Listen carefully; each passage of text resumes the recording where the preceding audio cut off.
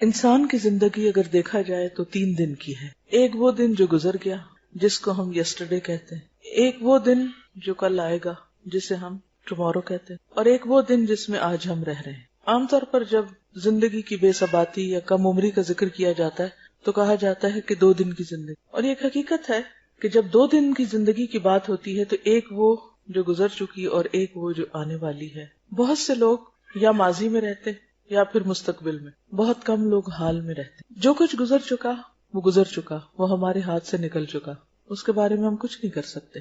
ہاں یہ ضرور ہے کہ جن باتوں پر، اپنے جن اعمال پر ہمیں پشیمانی ہے، شرمندگی ہے، ان پر ہم توبہ استغفار کر لیں. کسی نے ہم پر زیادتی کی ہے تو اس کو معاف کر دیں، اور اگر ہم نے کسی پر زیادتی کی ہے تو ہم اس سے معافی مانگ لیں. اس طرح انسان غم سے چھٹکارا پا سکتا ہے. اسی طرح مستقبل، فیوچر، ٹمورو، وہ کسی نے بھی نہیں دیکھا. کل کیا ہوگا ہم نہیں جانتے. جو چیز ہمارے ہاتھ میں ہی نہیں، جس کے بارے میں ہم کچھ علم ہی نہیں رکھتے، اس کے بارے میں فکر کرنا، خوف زدہ رہنا، پریشان ہونا، اس سے حاصل کچھ نہیں. بہت سے لوگ کیوں دکھی رہتے ہیں کہ میرا کیا بنے گا، کل کیا ہوگا. کل کیا ہوگا اللہ کو پتا ہے، کسی بھی انسان کو نہیں پتا. قرآن مجید میں واضح طور پر آتا ہے لا تدری نفس ماذا تکسب غدا، کسی کو نہیں پتا کل وہ کیا کمائی کرے گا. آج صبح ہی میں پڑھ رہی تھی کسی کا واقعہ. ایک صاحب تھے، وہ اپنی زندگی میں بہت معتدل سے انسان تھے. جب خود پڑھ رہے تھے تو جتنا پڑھ سکتے تھے پڑھتے تھے. کبھی انہوں نے ٹاپ کرنے کی اور بہت اعلیٰ پوزیشن لینے کے لیے اپنی جان نہیں ماری. پڑھا ضرور لیکن سکون سے رہے. آخر ڈاکٹر بن گئے. جب شادی ہوئی تو بہت زیادہ خوبصورت لڑکی ڈھونڈنے کے پیچھے نہیں پڑے.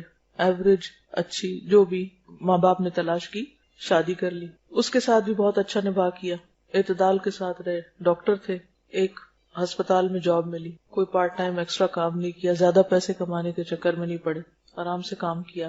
بچے پیدا ہوئے، نارمل اسکولوں میں داخل کروائے کیونکہ بہت فیس نہیں دے سکتے تھے. شام کو خود پڑھاتے تھے اور آپس میں پیار محبت سے رہتے. ایک اعتدال کی زندگی تھی. جب لوگ امریکہ اور یورپ جانے کے شوق میں دوڑ رہے تھے تو انہوں نے اپنے ملک میں رہنا پسند کیا، اور پھر کچھ عرصے کے بعد مالدیپ کے ایک علاقے میں ان کو جاب ملی. وہاں چلے گئے. وہ علاقہ بھی بہت خوبصورت تھا، بہت سے تفریح مقام تھا.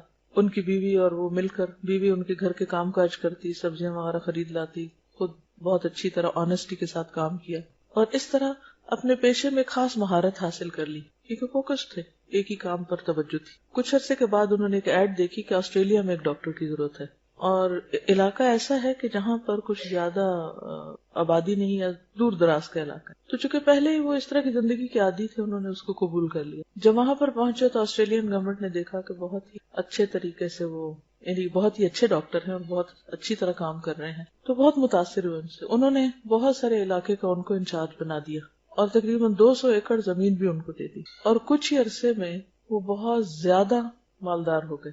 بچے ان کے سب فرما بردار تھے کیونکہ بچوں کو انہوں نے توجہ دی تھی، خود پڑھایا تھا، خود بیوی نے بھی توجہ دی تھی، اور ایک پرسکون زندگی بسر کی تھی کہ دنیا کے حوث نہیں تھی. یعنی دوسرے لفظوں میں آپ کہیے کہ خوف اور پریشانی اور ٹینشن فری زندگی بسر کی تھی.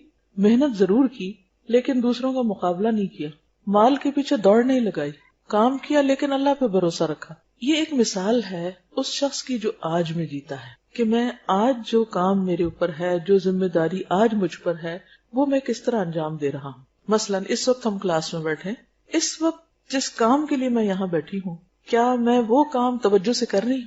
کیا میں اس کا حق ادا کر رہی ہوں؟ کیا میں اس کے لیے ذہنی طور پر تیار ہو کر آئی ہوں؟ کیا میں اس کو انجوائے کر رہی ہوں؟ کیا میں غور سے سن رہی ہوں؟ کیا میں اس کو جذب کر رہی ہوں؟ کیا سیکھنے کے بعد اس پر عمل کرنے کی نیت اور ارادہ ہے؟ تو جو لوگ پوری توجہ کے ساتھ اور دلچسپی کے ساتھ یہاں بیٹھے اور واقعی کچھ سیکھ رہے ہیں، وہ یہاں سے اٹھیں گے تو کچھ لے کر اٹھیں گے، ان کے اندر ایک سینس آف اچیومنٹ ہوگی. وہ جب جائیں گے تو ان کی زندگی میں کچھ تبدیلی آئے گی. لیکن اگر یہاں بیٹھ کر بھی ہم ادھر ادھر دیکھیں، ہم پوری طرح توجہ نہ کریں، کچھ سنیں اور کچھ نہ سنیں، اور بس لگے بندے بیٹھ جائیں کہ بلایا ہے تو آنا ہی پڑا ہے تو آ گئے ہیں، اور جب وقت ختم ہوگا چلے جائیں گے. اور کچھ گھر کے کام تھے وہ پتہ نہیں ہوئے ہیں کہ نہیں، وہ پیچھے سوچ رہے ہیں، یا کہ ابھی جا کے پھر پتہ نہیں یہ اور یہ کرنا ہے، فلاں جگہ بھی جانا ہے، فلاں بھی جانا ہے، کل کا یہ کام ہے، پرسوں کا یہ کام ہے. یعنی ٹینشنز کے ساتھ بیٹھے ہیں، نہ اس وقت کو انجوائے کر رہے ہیں، نہ گزر چکا ہے جو اس کو پکڑ سکتے ہیں، نہ جو آنے والا ہے اس پر کوئی کنٹرول ہے. یہ زندگی کیا زندگی ہے؟ ہم نے اپنی زندگی کو خود اپنے ہاتھوں سے عذاب بنایا ہو. اس سے نکلنے کی ضرورت ہے. اس سے وہی شخص نکل سکتا ہے اور پر امن اور پرسکون رہ سکتا ہے جس کا اللہ پر بھروسہ ہو، اللہ پر توکل ہو، کوشش کے بعد وہ اپنے معاملات اللہ کے سپرد کر دے، کیونکہ رزق اس کے ہاتھ میں، زندگی اس کے ہاتھ میں، شفا اس کے ہاتھ میں، ہمارے سارے معاملات کا مالک وہ ہے، اور جو طریقے اس نے بتائے ہیں اس کے مطابق ہم اپنی زندگی کو ڈھالیں۔ ان طریقوں میں کچھ کرنے کے کام ہیں اور کچھ اس سے لو لگانے کے، اس کی عبادت کرنے، کیونکہ اللہ نے ہمیں ڈیزائن اس طرح کیا ہے کہ ہم اس کی عبادت کریں۔ اور یہ دو طرح ہوتی ہے، ایک براہ راست اس کے آگے جھک کر، مثلا ہماری جو باڈی ہے وہ جانوروں سے مختلف ہے، حالانکہ ان کی بھی ٹانگیں ہوتی ہیں، ہماری بھی ہوتی ہیں، ان کے بھی سارے سسٹمز ہیں، سرکولیٹری سسٹم ہے، ڈائجسٹو سسٹم ہے، ریسپریٹری سسٹم ہے، یہ سارے سسٹم چھوٹے سے چھوٹے جانور سے لے کے بڑے سے بڑے جانور میں ہوتے ہیں، لیکن ان کی ساخت اور ہماری ساخت میں فرق ہے۔ ہماری جو ساخت ہے وہ ان سے مختلف ہے، کیونکہ اللہ نے ہمیں ایک خاص کام کے لیے بنایا، اور وہ کیا ہے وہ اللہ تعالیٰ نے خود بتا دیا، وَمَا خَلَقْتُ الْجِنَّ وَالْإِنسَ إِلَّا لِيَعْبُدُونَ، کہ میں نے جن و انس کو اپنی عبادت کے لیے پیدا کیا ہے۔ اس عبادت میں سر فہرست نماز ہے۔ اس کے لیے آپ دیکھیں کہ ہمارے جو ہاتھ ہیں، مثلا ہم ہاتھ اوپر اٹھاتے ہیں، ہم اٹھا سکتے ہیں، جانور اس طرح ہاتھ نہیں اٹھا سکتے، ہم پورا رکوع کرتے ہیں پھر اٹھ جاتے ہیں، جانور اس طرح نہیں کر سکتے، وہ رکوع میں جو پیدا ہوئے سارا وقت رکوع ہی کر رہے ہیں، اور جو زمین کے ساتھ لگے ہوئے وہیں لگے ہوئے سجدہ کر رہے ہیں، اور کچھ کھڑے ہیں تو وہ اسی طرح ہی بس کھڑے ہی پوزیشن میں، ان کا چلنا پھرنا کھانا پینا سب کھڑے ہو کے ہی ہو رہا ہے۔ تو اس میں آپ دیکھیے کہ ہم ایک خاص طریقے پر، آپ دیکھیے، کھڑے ہوتے ہیں، رکوع کرتے ہیں، سجدے میں جاتے ہیں، گھٹنے ٹیکتے ہیں، ناک نیچے رکھتے ہیں، گردن ہماری اسی طرح فلیکسیبل ہو جاتی ہے، پھر ہم کھڑے ہو جاتے ہیں، پھر ہماری گردن مڑ جاتی ہے، سلام کرتے ہیں، رائٹ اور لیفٹ کرتے ہیں، دائیں بائیں دونوں طرف سلام کرتے ہیں۔ یہ سب کچھ کیا ہے دراصل کہ ایک خاص طریقے پر ہمیں بنایا گیا ہے۔ عبادت کا دوسرا رخ بندوں کی خدمت ہے، انسانوں کے کام آنا ہے۔ انسانوں کے کام انسان کس طرح آتا ہے؟ اپنے دماغ سے، سوچ سے، زبان سے، اپنے ہاتھوں سے۔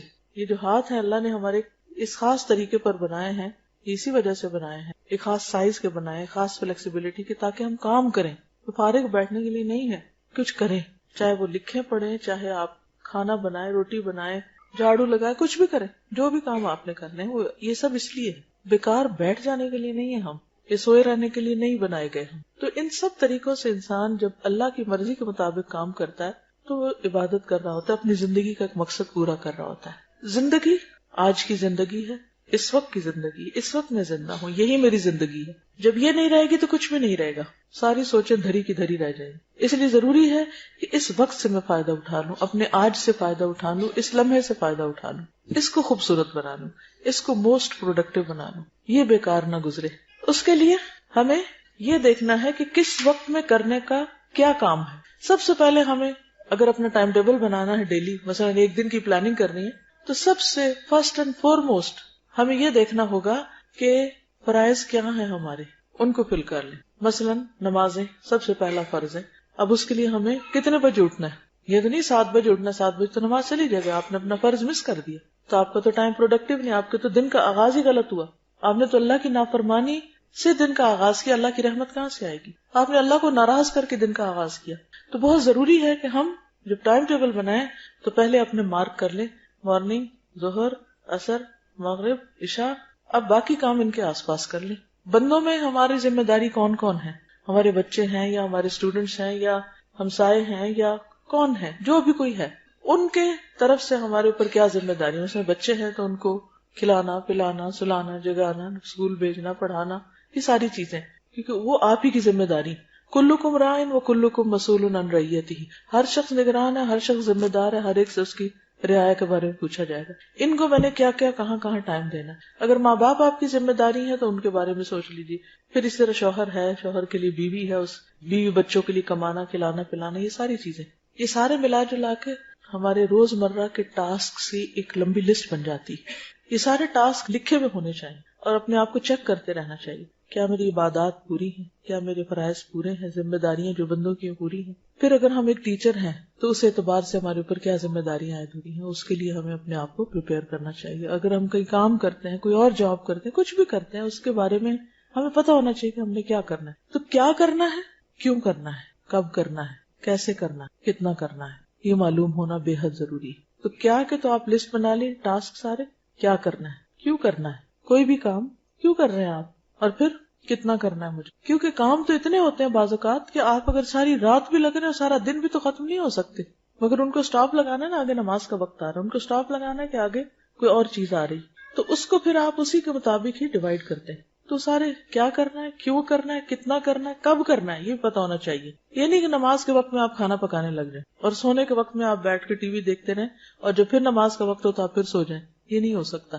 یہ پھر آپ نے آج کا دن ضائع کر دیا اس کی تقسیم غلط کر کے اوقات کی. کیا کرنا ہے، کیوں کرنا ہے، کتنا کرنا ہے، کب کرنا ہے اور کیسے کرنا ہے. جس شخص کو یہ پتا ہو کہ کوئی کام میں نے کیسے کرنا ہے وہ بہت اچھی طرح امن کے ساتھ زندگی بسر کر لے. اب یہاں سے شروع ہوتا ہے، کیسے سے شروع ہوتا ہے علم. اس کے لیے علم حاصل کرنا ضروری. مثلا نماز پڑھنی تو کیسے پڑھنی ہے، کیا کیا کرنا ہے مجھے اس میں، تو کیسے کے لیے جاننا ضروری ہوتا ہے، یعنی علم حاصل کرنا ضروری ہوتا ہے. حتیٰ کہ اللہ سبحانہ وتعالیٰ فرماتے ہیں قرآن مجید میں فَعْلَمْ أَنَّهُ لَا إِلَهَ إِلَّا هُوَ. جان لو، علم حاصل کرو کہ اس کے سوا کوئی معبود نہیں. اس کو بھی جاننا ضروری ہے. اس کا بھی علم حاصل کرنا چاہیے کہ واہ کیوں، وہی کیوں معبود ہے، کوئی اور کیوں نہیں ہو سکتا. کیا اس کا کوئی پارٹنر ہے، شریک ہے، یا صرف وہی ہے. یہ بھی ہمارے جاننے کی بات ہے. پھر اس کے بعد جب آپ یہ سارا کچھ کر لیں گے اور اپنے اپنے وقت پر صحیح نیت کے ساتھ اپنی ذمہ داریوں کو نبھائیں گے تو آپ کی یہ زندگی انتہائی پرسکون ہو جائے گی. جب آپ کو اپنے کام کرنے کے طریقے آ گئے. ابراہیم علیہ السلام نے جب اللہ کا گھر بنایا تھا کس کے لیے بنایا تھا؟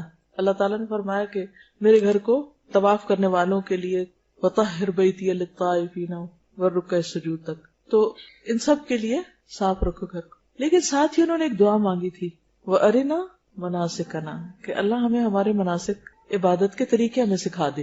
یہاں سے علم کی ضرورت محسوس ہوتی ہے انسان کو کہ سیکھ کے کرتا ہے انسان. ہر چیز سیکھنے کی ضرورت ہوتی، حتیٰ کہ کھانا پینا بھی، یعنی صرف کھانا، خود کھانا ہے، آپ نے اپنا پیٹ بھرنا ہے، وہ کھانے کا طریقہ بھی آنا چاہیے آپ کو. یہ کیسے کھانا ہے. آپ نے دیکھا کہ کچھ لوگوں میں کھانے کے مینرز بالکل نہیں ہوتے. بہت کچھ پڑھ لے کے جاتے ہیں لیکن ان کو طریقہ نہیں آتا کھانے کا، چبانے کا طریقہ نہیں آتا، کھانے کا نہیں آتا، اور بھی اسی طرح. تو ان میں اور جانوروں میں فرق کوئی نہیں رہ جاتا نا.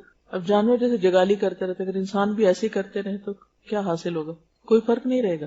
میرے خیال ہے مائیں اگر لے کے کھڑی ہو جائے نا بچوں کو، یہ بھی سیکھنے کا طریقہ ہے کہ کلاس روم میں بچے کو خاموش کیسے کروانا ہے تاکہ باقی لوگ واقعی سن سکیں. کیونکہ ماں بننا کافی نہیں ہوتا، یہ سیکھنا ضروری ہے کہ بچے کو پالنا کیسے، بچے کو خاموش کیسے کرانا ہے، بچے کو کھلانا کیسے، پلانا کیسے، سلانا کیسے، چپ کیسے کرانا ہے، بلوانا کیسے. یہ سب کچھ بھی سیکھنے سے تعلق رکھتا ہے. تو بہرحال بات یہ ہے کہ ہر چیز سیکھنے کی ضرورت ہوتی اور سیکھنے کی بہت فضیلت ہے. اب سیکھنے میں بہت سی چیزیں ہم پیسیولی سیکھتے ہیں. پیسیولی سیکھنے کا کیا مطلب ہے کہ ہم ہر وقت ہماری یہ کھڑکیاں کھلی ہیں، کان بھی کھلے، آنکھیں بھی کھلے. کچھ چیزیں ہم دیکھ کے سیکھ رہے ہوتے ہیں بغیر کسی انٹینشن کے، خود بخود ہمارے اندر جاری ہے. کچھ چیزیں ہم سن رہے ہوتے ہیں، آوازوں سے آ رہی ہوتی ہیں اور ہم سیکھ رہے ہوتے ہیں. مثلاً آپ گھر سے نکلے کسی کام سے، رستے میں کوئی میوزک کی آواز سنی، آپ نے کوئی گانا لگا ہوا تھا، کسی نے آپ کو نہیں سکھایا، وہ گانا آپ نے سنا اور تھوڑی دیر کے بعد آپ خود بھی اسی ٹیون میں گانے لگ گئے. یہ کیا ہوا آپ کے ساتھ؟ کیا آپ گھر سے گانا یاد کرنے کے ارادے سے نکلے تھے؟ نہیں، لیکن بغیر آپ کے ارادے، نیت کے، وہ آپ کے ازبر ہو گیا، آپ نے سنا اور آپ کو یاد ہو گیا. تو اسی طرح کچھ چیزیں انسان نہ چاہتے ہوئے بھی سیکھتا چلا جاتا ہے. اس لیے بہت ضروری ہوتا ہے کہ اچھے لوگوں کی کمپنی میں ہو. اچھے لوگوں کی کمپنی سے انسان بہت سی چیزیں بغیر کسی تکلیف کے سیکھ جاتا ہے، صرف دیکھ دیکھ کے سیکھ جاتا ہے، سن سن کے سیکھ جاتا ہے. تو اچھی کمپنی میں ہونا جو ہے یہ اللہ تعالیٰ کی ایک بہت بڑی رحمت ہے، بہت بڑی نعمت ہے. اور پھر اس کے بعد انسان نیت، ارادے اور کوشش کے ساتھ سیکھے. تو آپ سب اپنی ایک لسٹ بنائیں کہ آپ کو ابھی تک کیا کیا نہیں آتا جو آپ کو آنا چاہیے. مثلا اللہ نے ہم کو اپنی عبادت کے لیے پیدا کیا لیکن ہمیں عبادت کرنی نہیں آتی، ہمیں نماز پڑھنی نہیں آتی، ہمیں زکوٰۃ دینے کا طریقہ ہی نہیں پتا. ہم کبھی راہ چلتے اس سے کچھ پوچھ لیتے ہیں، اس سے وہ کچھ بتا دیتا ہے، وہ کچھ، پھر دونوں کی کنفیوژن، پھر کہتے ہیں چھوڑو پر اس کام کو کیا کرنا. لیکن جو فرائض ہیں تو پوچھ ہوگی، آپ نہیں کریں گے تو پوچھ ہوگی، غلط کریں گے تو پوچھ ہوگی، لہٰذا سیکھنا ضروری ہے. تو ایک تو آپ اپنے ضرور لسٹ بنائیں کہ ابھی تک آپ کو کیا کیا نہیں آتا، جو آپ کو ایک بنیادی طور پر اپنی ذات کا خیال رکھنے، اپنے بچوں کا خیال رکھنے، اپنے گھر کا، اپنے انوائرمنٹ کا، اور جس کام کے لیے آپ پیدا ہوئے اللہ کی عبادت کا، وہ آنا ہی چاہیے. اگر وہ نہیں آئے تو آپ نے اپنی زندگی گنوا دی، چاہے آپ ڈھیروں کتابیں پڑھ جائیں. اسی لیے آپ نے دیکھا ہوگا کہ بعض اوقات کچھ لوگ بہت ہائیلی ایجوکیٹڈ ہوتے ہیں، بڑی ڈگریوں کے مالک ہوتے ہیں، لیکن ان کی گھریلو زندگی جہنم ہوتی ہے. ان کو آپس میں نباہ نہیں کرنا آتا، ہسبینڈ وائف کو نباہ نہیں کرنا آتا، بچوں سے بات نہیں کرنی آتی، ان کی بات نہیں سمجھتے. کہنے کو بہت پڑھے لکھے، یہ پڑھا لکھا کیا فائدہ دیتا ہے اگر ایک انسانوں کے ساتھ ڈیلنگ ہی نہیں آتی. انسان کو دوستوں کو بھی دشمن بنا لیتے ہیں، اپنے خیر خواہوں کی بھی قدر نہیں پہچانتے، کبھی شکر گزار ہی نہیں ہوتے، پتہ ہی نہیں ہے کہ یہ بھی کرنے کا کام ہے. ویسے بہت انٹیلیجنٹ ہیں، ویسے بڑے بڑے کارنامے کرتے ہیں، لیکن بنیادی اخلاق کا نہیں پتا. تو یہ بھی سیکھنے کی بات ہے. تو سیکھنے کو تو بہت کچھ ہے، اور اس کے لیے آپ کو باقاعدہ اپنے ٹائم ٹیبل میں ایک حصہ بنانا ہوگا، سیکھنے کے لیے ایک طریقہ اختیار کرنا ہوگا. تو بات یہ ہو رہی تھی کہ سیکھنے کو تو بہت کچھ ہے، لیکن کچھ چیزیں ایسی ہیں جنہیں پرائرٹی پر سیکھ لینا چاہیے. انہیں میں سے وہ دعائیں ہیں جو ہم اپنی حفاظت کے لیے پڑھتے ہیں. کیونکہ ہم میں سے ہر شخص کسی نہ کسی دل کے گوشے میں اس کے خوف بیٹھا ہوا ہے کہ ہاں یہ چھت نہ مجھ پہ آ گرے کہیں. کبھی خیال آیا کہیں میں پھسل نہ جاؤں، کہیں چور نہ آ جائے. کبھی اندھیرے سے ڈر لگتا ہے، کبھی کسی چیز سے، کبھی کسی ڈر لگتا ہے. ہر شخص کو کسی نہ کسی چیز سے ضرور ڈر لگتا ہے. اس کو کہتے پھر اس کو نام دے دیتے فوبیا. بہرحال جو مرضی نام دے دیں، لیکن ڈر تو اپنی جگہ ہے ہی، اس سے تو انکار نہیں کیا جا سکتا. خصوصاً کچھ کھونے کا، کچھ ضائع ہونے کا، کچھ ہاتھ سے نکل جانے کا، یہ ڈر بہت ہوتا ہے ہم لوگ، پتہ نہیں کیا ہوگا. تو اس کے لیے ہمیں ایک بہترین چیز سکھائی گئی ہے، اور وہ ہے آیت الکرسی. آیت الکرسی یہ اس آیت کا نام ہے. آیت الکرسی جو ہے یہ قرآن مجید کی آیات میں سے بہت ہی افضل آیت ہے، بہت بلند درجے کی آیت ہے. جیسے سورتوں کے نام ہے نا، اسی طرح کچھ آیتوں کے بھی نام ہیں. اللہ سبحانہ وتعالیٰ نے آدم علیہ السلام کو مختلف چیزوں کے نام سکھائے تھے، اور کسی بھی شخص کے صاحب علم ہونے کی علامت ہی ہوتی ہے کسی بھی فیلڈ یا فن میں کہ اس کو اس خاص علم سے متعلق چیزوں کے نام آتے ہوں. مثلاً آپ قرآن کے طالب علم ہیں اور آپ کو سورتوں کے نام ہی نہیں آتے، کیا جانا آپ نے. اسی طرح مثلاً آپ باٹنی پڑھ رہے ہیں اور اپنے انوائرنمنٹ میں ارد گرد پودوں کے نام ہی کوئی نہیں آتے، گھاس کی قسموں کا ہی نہیں پتا، درختوں کے نام نہیں آتے. اب ہر شخص کے لیے ہر علم کی ہر چیز سیکھنا تو فرض نہیں ہے، لیکن کم از کم جو علم آپ پڑھ رہے ہیں اس کے متعلقہ چیزوں کے نام آنا ضروری ہے. کئی لوگ ایسے ہوتے ہیں کہ وہ لوگوں کے بیچ میں سالوں رہ رہے ہوتے ہیں، ان کو آس پاس لوگوں کے نام ہی نہیں آتے. آپ کی کیا ریلیشن شپس ہوں گے اچھے، کیسے اچھے ہو سکتے ہیں. مجھ سے کسی نے پوچھا کہ آپ وہ پڑھا رہی تھی، کہنے لگی کہ مجھے آپ کو ٹپ بتائیے، آپ بھی پڑھاتی. میں نے ایک دن ان کو ایک ٹپ بتائی، دوسرے دن دوسری بتائی، کل میں نے ان کو تیسری ٹپ بتائی.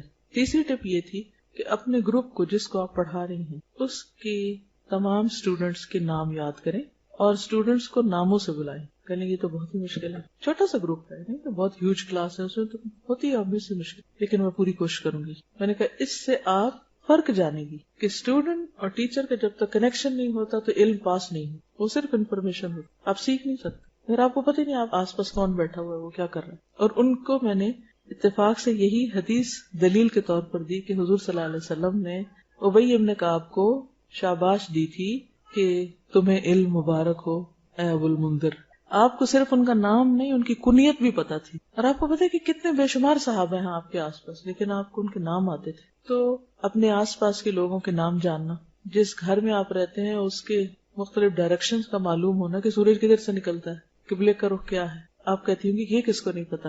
ریسنٹلی مجھے اس کا اتفاق ہوا، میں کہیں گئی ہوئی تھی تو میں نے ان سے کہا، بچی تھی اس گھر میں 11-12 سال کی، میں نے کہا بیٹا قبلے کا رخ کدھر ہے. ٹوٹلی اپوزٹ ڈائریکشن بتائی.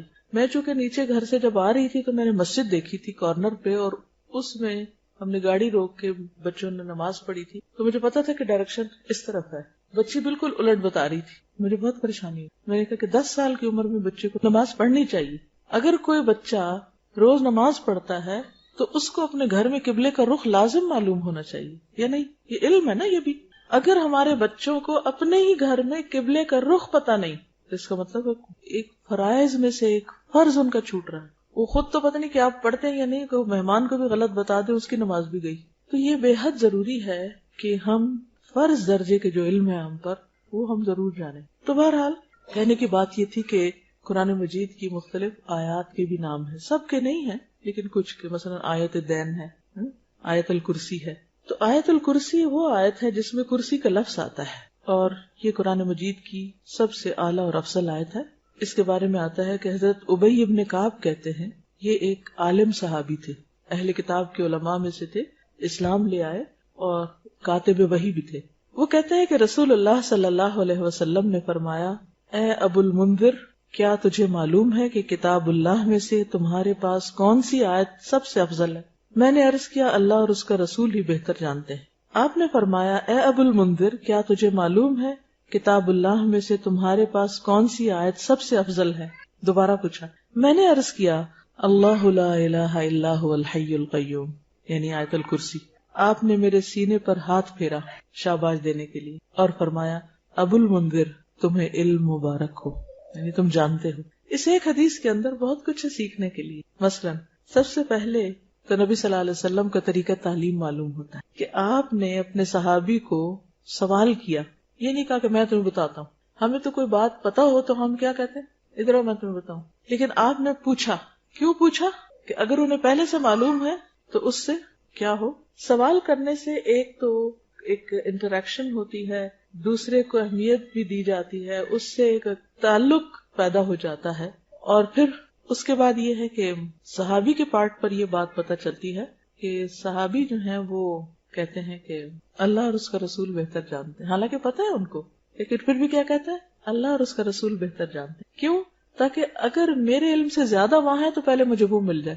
میں اگر ایک بات بتا دوں گا جو مجھے پتہ تو ہو سکتا ہے کہ مجھے اگلی چیز نہ پتہ. لیکن حضور صلی اللہ علیہ وسلم بھی محسوس کر رہے ہیں کہ ان کو معلوم ہے، شاید یہ جھجک رہے ہیں یا اس کا مظاہرہ کر رہے ہیں. آپ دوبارہ پوچھتے ہیں اور اسی ٹون میں پوچھتے ہیں، اے ابو المنذر، کیا تمہیں معلوم ہے کہ کتاب اللہ میں سے سب سے افضل آیت کون سی ہے؟ تو پھر اس پر وہ جواب دیتے ہیں، میں نے عرض کیا اللہ لا الہ الا هو الحی القیوم. پھر آپ سینے پہ ہاتھ پھیرتے ہیں، اس طرح تھپکی دیتے ہیں. اس کا مطلب ہے کہ وہ قریب بیٹھے ہوئے ہیں، ریچ میں ہیں آپ کی. ہو سکتا ہے دور بھی ہو تو بلا کے شاباش دی ہو. تو طالب علم کو تھپکی دینا یا اس پہ ہاتھ پھیرنا یا شاباش دینا اس کی ہمت بندھاتا ہے، اس کو انکریج کرتا ہے، اس کو اور زیادہ علم کا شوق دلاتا ہے. اور پھر آپ فرماتے ہیں کہ تمہیں علم مبارک، شاباش. آپ خوش ہو جاتے ہیں اور دعا دیتے ہیں. اچھا، ہم عام طور پر کسی کو کوئی بات پتا ہو یا کسی کو معلوم ہو تو اس پر اس کی تعریف نہیں کرتے یا اس کی ہمت نہیں بندھاتے، جبکہ استاد کا فرض بنتا ہے کہ اچھا جواب آنے پر، درست جواب آنے پر ضرور کچھ نہ کچھ دعا دے، مثلا بارک اللہ فیکم، شاباش، کوئی بھی اچھا ورڈ، گڈ اسٹروک دے. تو اس حدیث سے پتہ چلتا ہے کہ آیت الکرسی جو ہے یہ سب سے اعلیٰ اور افضل آیت ہے.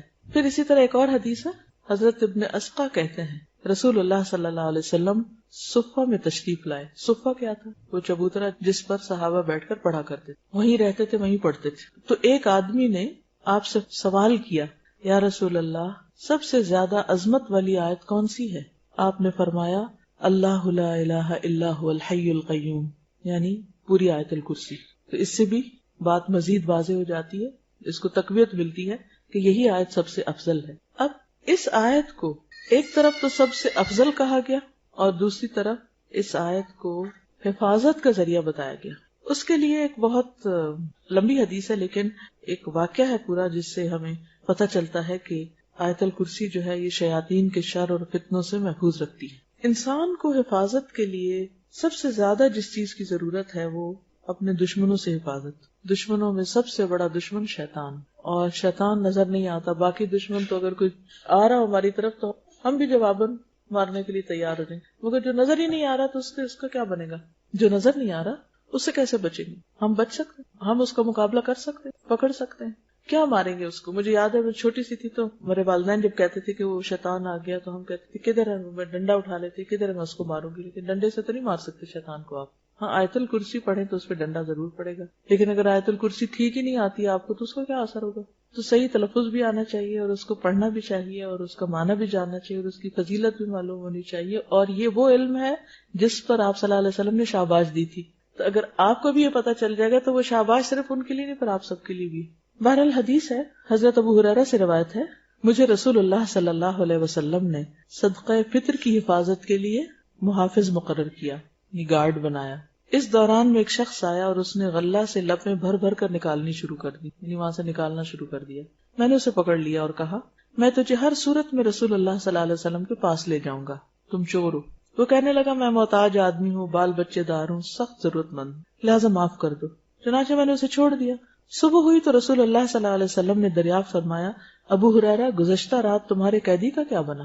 کیونکہ آپ کو وحی کے ذریعے خبر ہو چکی تھی. میں نے عرض کیا یا رسول اللہ صلی اللہ علیہ وسلم اس نے اپنی شدید حاجت کا اظہار کیا، بال بچوں کا شکوہ کیا، میں نے اس پر رحم کیا، اسے چھوڑ دیا. آپ نے فرمایا خبردار رہنا، اس نے جھوٹ بولا، وہ پھر آئے گا. مجھے آپ کے فرمان کی وجہ سے یقین تھا کہ وہ ضرور آئے گا، لہٰذا میں گھات میں بیٹھ گیا کب آتا ہے، اور چوکنا ہو گیا. وہ آیا اور غلے میں سے پھر لپیں بھرنے لگا. میں نے پکڑ لیا. میں نے کہا اب تو میں تمہیں ضرور حضور صلی اللہ علیہ وسلم کی خدمت میں لے جاؤں گا. اس نے کہا مجھے چھوڑ دو، میں غریب ہوں، عیالدار ہوں، آئندہ نہیں آؤں گا. میں نے رحم کھاتے اسے پھر چھوڑ دیا. صبح ہوئی تو رسول اللہ صلی اللہ علیہ وسلم نے دریافت فرمایا اے ابو ہریرہ تمہارے قیدی نے کیا کیا؟ میں نے عرض کیا یا رسول اللہ صلی اللہ علیہ وسلم اس نے اپنی شدید ضرورت کا شکوہ کیا، عیالداری یعنی اپنی غربت کا واسطہ دیا، مجھے رحم آ گیا، لہٰذا میں نے اسے پھر چھوڑ دیا۔ آپ نے فرمایا خبردار رہنا، اس نے تجھ سے جھوٹ بولا ہے، وہ پھر آئے گا۔ چنانچہ میں تیسری بار اس کی گھات میں بیٹھ گیا، وہ آیا اور پھر غلہ کے لب بھرنے لگا، میں نے اسے پکڑ لیا۔ یہ تیسری بار ہے، اب میں تمہیں ضرور حضور صلی اللہ علیہ وسلم کے پاس لے جاؤں گا، ہر بار تو وعدہ کرتا نہیں آؤں گا لیکن پھر آ جاتا۔ اس نے کہا اچھا، میں تمہیں ایسے کلمات بتاتا ہوں جن سے اللہ تجھے فائدہ دے گا، لیکن اس کے بدلے مجھے چھوڑ دو۔ یعنی اسے ہوا نا کہ اب تمہیں پکڑا گیا تو کچھ دے کے چھوٹنا پڑے گا۔ میں نے پوچھا وہ کیا کلمات ہیں، کون سا کلام ہے، کون سا وظیفہ ہے کہ جسے پڑھ کے میں اپنے چور سے بچ سکتا ہوں، یعنی یہ چور واپس نہ آئے۔ اس نے کہا جب تو رات سونے کے لیے اپنے بستر پہ آئے تو آیت الکرسی پڑھ لیا کر، ایک فرشتہ ساری رات تیری حفاظت کرے گا، ساری رات فرشتہ تیری حفاظت کرے گا، صبح تک شیطان تیرے پاس نہیں آئے گا۔ یہ سن کر میں نے اسے پھر چھوڑ دیا۔ صبح ہوئی تو رسول اللہ صلی اللہ علیہ وسلم نے دریافت کیا، ابو ہریرہ کل رات تیرے قیدی نے کیا کیا؟ میں نے عرض کیا یا رسول اللہ، اس نے کہا میں تجھے ایسے کلمات سکھاتا ہوں جن سے اللہ تجھے نفع پہنچائے گا، چنانچہ اس کے بتانے پر میں نے اسے چھوڑ دیا۔ آپ نے دریافت کیا وہ کیا کلمات ہیں؟ میں نے عرض کیا، اس نے بتایا کہ جب تو رات اپنے بستر پر آئے تو اول سے آخر تک آیت الکرسی پڑھ لے، اللہ کی طرف سے ایک فرشتہ رات بھر تیری حفاظت کرے گا اور شیطان تمہارے قریب نہ آئے گا۔ صحابہ کرام چونکہ خیر و بھلائی کے زیادہ حریص تھے، اس لیے آپ نے حضرت ابو ہریرہ کو کچھ نہیں کہا، بلکہ فرمایا ہاں اس نے تجھ سے سچی بات کہی لیکن وہ خود جھوٹا ہے۔ تجھے معلوم ہے 3 راتوں سے تمہارے پاس کون آ رہا تھا؟ حضرت ابو ہریرہ نے عرض کیا نہیں۔ آپ نے فرمایا وہ شیطان تھا۔ یہ صحیح بخاری کی روایت ہے۔ تو اس حدیث سے کیا پتہ چلتا ہے؟ ساری رات تمہاری حفاظت کرے گا ایک فرشتہ، اللہ بھیج دے گا، شیطان تمہارے پاس نہیں آئے گا، پھر وہ ڈرائے گا نہیں، پھر صبح کی نماز میں اٹھنے میں آسانی ہو جائے گی، بہت سارے فائدے ہیں اس کے۔ اور اگر ہم فوت ہو گئے رات کو، کیونکہ رات کو فوت بھی ہو سکتا ہے انسان، کئی لوگوں کو آپ نے سنا ہوگا کہ وہ رات سوئے تو اٹھے نہیں، تو کم از کم فرشتے ہمارے آس پاس میں، شیطان تو نہ ہوں، تو اس کے بہت فائدے ہیں۔ تو سب سے بڑا فائدہ کیا ہے کہ حفاظت۔ اسی لیے اس کارڈ میں حفاظت کی دعاؤں میں سب سے پہلی دعا آیت الکرسی رکھی گئی ہے۔ اور اس میں کرنا کیا چاہیے کہ ویسے تو ہر نماز کے بعد پڑھنی چاہیے، لیکن صبح اور شام ایک دفعہ اگر انسان پڑھتا ہے تو جنوں سے محفوظ رہتا ہے، ٹھیک ہے۔ خصوصی طور پر جو جنوں کا کتنا ڈر ہوتا ہے، جن چمٹ جائیں گے، وہ پتہ نہیں کیا ہو جائے گا، تو بس آیت الکرسی پڑھ لیں، جو ہی شام ہونے لگے آیت الکرسی پڑھ لیں، صبح نماز کے بعد پڑھ لیں، محفوظ ہیں آپ انشاءاللہ۔ ایک اور حدیث میں ہے، ابی ابن کعب اپنے باپ سے روایت کرتے ہیں کہ ان کے کھجوروں کے کھلیان تھے، کھیت تھے، باغ تھے، تو وہ اس میں کمی دیکھتے کہ کھجوریں کم ہو رہی ہیں، لگتا ہے کوئی چور ہے۔ تو ایک رات انہوں نے چور کو پکڑ لیا، وہ ایک جانور سے مشابہ ایک نوعمر لڑکا تھا لڑکا لیکن جانور جیسی شکل۔ انہوں نے اس کو سلام کیا تو اس نے جواب دیا، انہوں نے کہا تم کون ہو، جن یا انسان؟ اس نے کہا میں جن ہوں۔ انہوں نے کہا اپنا ہاتھ میری طرف بڑھاؤ، تو اس نے ہاتھ بڑھایا، اس کا ہاتھ کتے کے ہاتھ کی طرح تھا، اس کے بال کتے کے بال کی طرح تھے۔ انہوں نے پوچھا کیا اس طرح جنوں کی تخلیق ہوتی؟ نہیں، تم لوگوں کی شکل اس قسم کی ہے۔ اس نے کہا میں یہ جانتا ہوں کہ جنوں میں مجھ سے زیادہ شدید اور کوئی نہیں، سخت جن ہوں۔ انہوں نے کہا تم میرے پاس کیوں آئے ہو؟ اس نے کہا مجھے خبر ملی ہے کہ تم صدقہ کرنا بہت پسند کرتے ہو، تو میں تمہارے کھانے میں سے اپنا حصہ لینے آیا، یعنی تمہارے کھیت میں سے اپنے لیے کچھ نکالنے آیا۔ انہوں نے کہا کیا چیز تم سے بچا سکتی؟ اس نے کہا وہ آیت جو سورۃ البقرہ میں ہے، اللہ لا الہ الا ہو الحی القیوم، جو کوئی اسے رات کو پڑھے گا وہ صبح تک مجھ سے پناہ میں رہے گا، اور جو صبح پڑھے گا وہ رات تک مجھ سے پناہ میں رہے گا۔ پھر جب صبح کو انہوں نے اس بات کا ذکر نبی صلی اللہ علیہ وسلم سے کیا تو آپ نے فرمایا اس خبیث نے سچ کہا۔ یہ حدیث المعجم الکبیر طبرانی میں روایت ہے، اس کی جلد اول صفحہ 201، حدیث نمبر 541 ہے۔ تو اس سے بھی کیا پتہ چلتا ہے کہ جنوں سے انسان محفوظ رہتا ہے۔ مطلب اوور آل جو فرشتے آپ کے ساتھ ہوں تو اور چیزوں سے بھی بچتے ہیں۔ آپ کو معلوم ہے کہ چوٹ لگ رہی ہو، کچھ اور شر وغیرہ جو ہوتا ہے، لیکن خصوصی طور پر دیکھیے جو چیزیں تو ہمیں نظر آتی ہیں نا ان کو تو ہم پھر بھی روک لیتے ہیں، آگ ہے تو بند کر دیں گے، کوئی زہریلی چیز ہے تو اوپر رکھ دیں گے، مطلب مادی چیزوں کو انسان ان سے بچ کے رہتا ہے۔ کوئی چیز دیکھتا ہے کہ شیشہ پڑا ہے، کچھ کیل پڑا ہے تو بچ کے گزر جاتا ہے۔ شیطان آپ کے اوپر حاوی ہو رہا ہے، جن کوئی آپ کو تنگ کرنے لگا تو آپ کو تو پتہ بھی نہیں کہ کیا ہو رہا ہے۔ وہ تو قرآن مجید میں آتا ہے انہ یراکم ھو وقبیلہ من حیث لا ترونہم، ٹھیک ہے نا، وہ اور اس کا قبیلہ تمہیں وہاں سے دیکھتے ہیں جہاں سے تم انہیں نہیں دیکھ سکتے۔ تو جس دشمن کو دیکھ نہیں سکتے اس سے کیسے بچنا ہے؟ یہ آیت حفاظت کے لیے۔ پھر اسی طرح ہر فرض نماز کے بعد آیت الکرسی پڑھنے سے انسان جنت میں داخل ہو، کیونکہ یہ افضل آیت ہے، اس میں اللہ سبحانہ وتعالیٰ کا تعارف ہے۔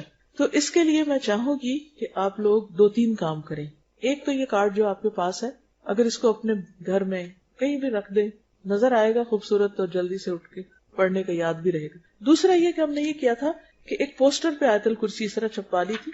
یہ پوسٹر آپ کہیں اپنے گھر میں ایسی جگہ لگا لیں کہ جہاں آپ مس نہ کریں صبح شام اس کو پڑھنا. جیسے نماز جہاں پڑھتے ہیں اس کے بھی سامنے کہیں لگا سکتے ہیں تاکہ عادت ہو جائے فرض نماز کے بعد پڑھنا. اسی طرح ہم نے ریپیٹڈلی ریکارڈ کروا کے کیسٹس بھی تیار کی ہوئی ہیں کہ جیسے بچوں کو سکھانی ہے خود صحیح تلفظ کرنا تو سنتے رہیں, لگا چھوڑیں وہ ریپیٹ ہوتی رہے گی ایک قاری کی آواز میں دوسری تیسری, تو اس سے بھی کیا ہے کہ انسان کا گھر جو ہے ہر طرح کے شر سے خالی ہو جاتا ہے. یعنی یہ جو ہے یہ ریپیٹڈلی. اس میں نے اس آیت کی تفسیر کی ہوئی ہے, اس آیت کا مطلب کیا ہے. اس کے علاوہ ایک اور ٹائم پر بھی میں نے اس کی تفسیر دوبارہ کی ہے جو انٹرنیٹ پہ موجود ہے. تو آپ لوگوں کا ہوم ورک یہ ہے کہ آپ چاہے تو کیسٹ لے کر یا انٹرنیٹ سے یا کہیں سے بھی اس کی تفسیر سن لیں. انشاءاللہ اگر اگلے ہفتے ملاقات ہوئی تو میں آپ سے پوچھوں گی اس آیت کا مطلب کیا ہے, اور پھر جو مطلب آپ کو سمجھ نہیں آیا ہوگا وہ میں آپ کو سکھاؤں گی, کیونکہ میں یہ پہلے میرے خیال کم از کم 2 دفعہ تو پراپر اس کی تفسیر کر چکی ہوں. جو ریگولر تعلیم القرآن کا کورس ہوتا ہے اس میں تو خیر تفسیر موجود ہی ہے, لیکن چونکہ اس وقت ٹائم ہی اتنا ہے کہ میں اس کی وضاحت آپ کو کر نہیں سکتی, تو انشاءاللہ نیکسٹ ویک پھر اس کو کنٹینیو کریں گے. تو ہوم ورک اپنا نوٹ کر لیجئے. کیا کرنا ہے آپ نے؟ ہر نماز کے بعد پڑھنا ہے, رات کو سوتے وقت پڑھنی ہے, صبح شام انشاءاللہ پڑھنی ہے. اس کا ترجمہ یاد کرنا ہے اور اس کو کہیں لگا دینی ہے یہاں جہاں سے آپ کو یاد رہے, اور ہو سکے تو گھر میں بچوں کو یاد کرانے کے لیے ریپیٹڈلی اس کو سنوانا ہے, لیکچر سن کے آنا ہے. ٹھیک ہے, زیادہ تو نہیں ہوم ورک ایک ہفتے کے لیے, 7 دن ہے میرے خیال ہے. 7 ہی چیزیں بتائیں آپ کو, چاہے دشمن ہے یا کچھ بھی, انسان کو جنوں پر شیطانوں پر فوقیت اور فضیلت حاصل ہے. ٹھیک ہے نا. دوسری بات یہ ہے کہ اللہ تعالیٰ کی اپنی حکمتیں ہیں. بعض اوقات ایک چیز جس کو آپ اپنے لیے برا سمجھتے ہیں اس میں سے خیر بھی نکل آتی. ٹھیک ہے نا. عسیٰ ان تکرہوا شیئا ویجعل اللہ فیہ خیرا کثیرا. ہو سکتا ہے ایک چیز سے تم سخت نفرت کرو اور اللہ اسی کے اندر بہت بڑی خیر تمہارے لیے ڈال دے. یعنی اللہ چاہے تو دشمن بھی آپ کو فائدہ پہنچا سکتا, اور اللہ نہ چاہے تو دوست بھی فائدہ نہیں پہنچا سکتا. دوست بھی نہیں فائدہ دیتا, وہ بھی دشمن بن جاتا ہے. تو اصل چیز یہ ہے کہ طاقت اور اختیار اللہ کے ہاتھ میں. اور جو کہ صحیح روایات ہے, صحیح بخاری کی ایک روایت, دوسری طبرانی کی, اور صحت کے درجے پر میں نے کوئی ضعیف روایت کوٹ نہیں کی اسی لیے, حالانکہ آیت الکرسی کے بارے میں کچھ اور چیزیں ملتی, کوٹ نہیں کی تاکہ آپ اس کو اسی درجے پر لیں. جی وہ تو قرآن پر ایمان اور یقین بہت ضروری, خصوصاً رات کے وقت جب آپ پڑھیں نا تو چاروں کونوں میں پھونک بھی مار لیں. انشاءاللہ اگر یہ سلسلہ چلا تو پھر آپ کو اور چیزیں میں بتاؤں گی, جیسے نبی صلی اللہ علیہ وسلم رات کو سوتے وقت کل پڑھ کر اپنے جسم کے اوپر پھیرنے. اب جتنے بھی وائرسز ہیں وہ جب اٹیک کرنے لگے تو ان کو آگے سے ایک دیوار ملے گی, کیونکہ آپ نے اپنے آپ کو حصار کیا ہوا, قلعے میں ہیں آپ. اللہ کا ذکر تو ویسے انسان کو قلعے میں کر دیتا ہے, تو پھر آپ اتنے بہادر ہو جائیں گے کسی چیز سے ڈر نہیں لگے گا, اکیلے ہونے سے بھی نہیں لگے. ٹھیک ہے. اللہ کے سوا کوئی معبود نہیں, وہ زندہ اور قائم رہنے والا ہے, اسے نہ اونگ آتی ہے نہ نیند, اسی کے لیے ہے جو آسمانوں اور زمین میں ہے. کون ہے جو اس کی اجازت کے بغیر اس کے سامنے شفاعت کر سکے؟ وہ جانتا ہے جو ان کے آگے ہے اور پیچھے ہے, اور وہ اس کے علم میں سے کسی چیز کا احاطہ نہیں کر سکتے سوائے اس کے جو وہ چاہے. اس کی کرسی آسمانوں اور زمین تک وسیع ہے, اور ان کی حفاظت اسے نہیں تھکاتی, اور وہ بہت بلند اور بہت عظمت والا ہے. یعنی آسمان اور زمین کی حفاظت اللہ کر سکتا ہے, تو کیا اس کے لیے مشکل ہے کہ وہ میری حفاظت کرے؟ قرآن مجید کی کوئی ایک آیت بھی اور ایسی نہیں کہ جس میں اللہ سبحانہ و تعالیٰ کا اتنے زبردست طریقے سے تعارف کرایا گیا ہو جس طرح آیت الکرسی میں کرایا گیا ہے. ایک آیت ہے جس کے 10 جملے ہیں, یعنی کہ اس میں ایک طرح سے 10 میننگ آپ کہہ لیں, اور مختلف آیات کے اندر یہ معنی پائے جاتے ہیں, لیکن ایک جگہ اکٹھے نہیں ہے یہ. جو اسے ہر نماز کے پڑھنے کے بعد کی بھی فضیلت آئی ہے. خصوصی طور پر وہ حدیث یاد ہے آپ کو جس میں شیطان کا کچھ ذکر ہے, وہ چوری کر رہا تھا تو آپ کے پاس وہ شکایت لے کر آیا حضرت ابو ہریرہ, 1 رات 2 رات, پھر آخری دن شیطان نے خود ہی بتایا کہ جو شخص یہ آیت پڑھ لے پھر اس کو نقصان نہیں ہوگا, یعنی اس کا مال چوری نہیں ہوگا, اس کو کسی اور طریقے سے شیطان تکلیف نہیں دے گا. آج ہم آیت الکرسی کے الفاظ کے اوپر غور کریں گے. اس میں کہا کیا گیا ہے, کیوں اس کو اتنی بڑی آیت قرار دیا گیا ہے. سب سے پہلے آپ دیکھیے کہ اللہ لا الہ الا ہو, اللہ سبحانہ وتعالی کا اسم اعظم ہے, یعنی سب سے بڑا نام ہے, اور سب سے فیمس بھی ہے, مشہور بھی, اور سیورل ٹائم قرآن مجید میں اس کو ریپیٹ کیا گیا ہے. کئی قرآن مجید تو اس طرح چھپے ہوئے ہیں کہ ان میں اللہ کا جو ورڈ ہے وہ ریڈ کلر میں لکھا ہوتا ہے, تو فوراً ایٹ اے گلانس پتہ چل جاتا ہے کہ ایک پیج کے اوپر کتنی دفعہ اللہ کا لفظ آیا. اللہ کا لفظ جو ہے یہ الہ سے نکلا ہے. الہ کہتے ہیں معبود کو, اور معبود وہ ہستی ہوتی ہے جس سے محبت بھی کی جاتی ہے, جس کی تعظیم بھی ہوتی ہے, یعنی دونوں چیزیں اس میں ہوتی ہیں. ایسا معبود جس سے محبت کی جائے اور جس کی تعظیم کی جائے. تعظیم کیا ہوتی ہے؟ اس کی عظمت یعنی اس کو بڑا مانا جائے. الہ سے نکلا ہے, ٹو ورشپ. اللہ سبحانہ تعالیٰ وہ ہستی ہے جس کی ساری مخلوق عبادت کرتی. قرآن پاک میں آتا ہے سبح للہ ما فی السماوات وما فی الارض. اللہ کی تسبیح بیان کر رہی ہے ہر وہ چیز جو آسمانوں میں اور جو زمین میں. وَلِلَّهِ يَسْجُدُ مَن فِي السَّمَاوَاتِ وَمَن فِي الْأَرْضِ. اللہ کے آگے سجدہ کرتے ہیں ہر وہ چیز جو آسمانوں میں اور زمین میں, حتیٰ کہ جو مختلف چیزیں ہیں ان کے سائے بھی سجدے میں پڑے ہوئے ہوتے ہیں. اور جتنی بھی مخلوق ہے وہ ساری اللہ سے محبت بھی کرتی ہے اور اللہ کی بڑائی بیان کرتی ہے, اللہ کی عظمت کو پہچانتی ہے. ہاں, انسان جس کے پاس سب سے زیادہ عقل ہے ان میں سے کچھ تو ایسے ہیں کہ جو اللہ کے آگے سجدہ ریز ہوتے ہیں, اس سے محبت کرتے ہیں لیکن کچھ نہیں کرتے. وہ اللہ سے بڑھ کر کچھ شریکوں سے محبت کرتے ہیں یا پھر خود اپنی ذات سے محبت کرتے ہیں. تو اس لیے بہت ضروری ہے کہ انسان اس بات کو سوچے کہ جس رب نے اس کو بنایا ہے, جس نے اس کو رزق دیا ہے, جس نے اس کو ہر طرح کی نعمتیں دی ہیں, وہ جواب میں اس کے ساتھ کیا معاملہ کر رہا ہے. یعنی بعض لوگوں کو اللہ کی عبادت کرتے ہوئے شرم آتی ہے یا حیا محسوس کرتے ہیں یا اسے تکبر کرتے ہیں یا کرنا نہیں چاہتے یا اس کو ضروری نہیں سمجھتے. تو اگر اللہ کی کریشن کو ہم اپریشیٹ کرتے ہیں, اس سے محبت کرتے ہیں, اس کو بہت اس سے مروب ہوتے ہیں, تو کیا اللہ کا یہ حق نہیں کہ ہم اس کی بات مانیں جو سب سے بڑا ہے؟ تو اللہ لا الہ الا ہوا, اللہ تعالی ہی دراصل الہ ہے, اس کے سوا کوئی الہ ہے ہی نہیں. جتنی محبت اللہ سے کرنی چاہیے اتنی محبت کے قابل کوئی نہیں. جتنی عظمت یعنی بڑائی ہمارے دل میں اللہ کی ہونی چاہیے, ایسی بڑائی کسی اور کی نہیں ہونی چاہیے. ہم سب کو غور کرنا چاہیے, سوچنا چاہیے کہ کیا اپنے اندر جھانک کے دیکھنا چاہیے, محسوس کرنا چاہیے کیا واقعی ہمارے اندر اللہ سبحانہ و تعالیٰ کی ایسی محبت ہے, کیا سب سے بڑا ہم واقعی اسی کو سمجھتے ہیں. تو اللہ لا الہ الا ہوا, مگر وہی, کوئی الہ نہیں مگر وہی دراصل الہ ہے. کون؟ اللہ. تو یہ جو ہے لا الہ الا اللہ ہم عام طور پر کہتے ہیں نا, اصل میں یہ وہی کلمہ ہے, لیکن یہاں تاکید کے لیے اللہ کا لفظ پہلے آیا ہے کہ اللہ لا الہ الا ہو. تو اس میں سارے الہوں کو نگیٹ کر دیا گیا ہے ایکسپٹ اللہ سبحانہ و تعالیٰ. کیوں؟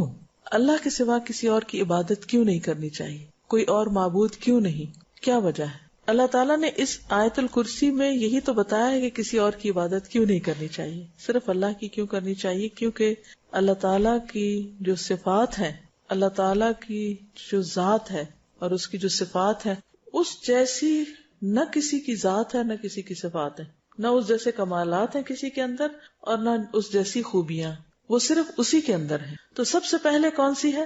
الحی, پھر ہے القیوم. الحی ایور لیونگ, ہمیشہ ہمیشہ زندہ رہنے والا. القیوم پروٹیکٹر, سسٹینر, قائم رکھنے والا. دنیا میں جو کچھ بھی ہے اسی کے دم سے ہے.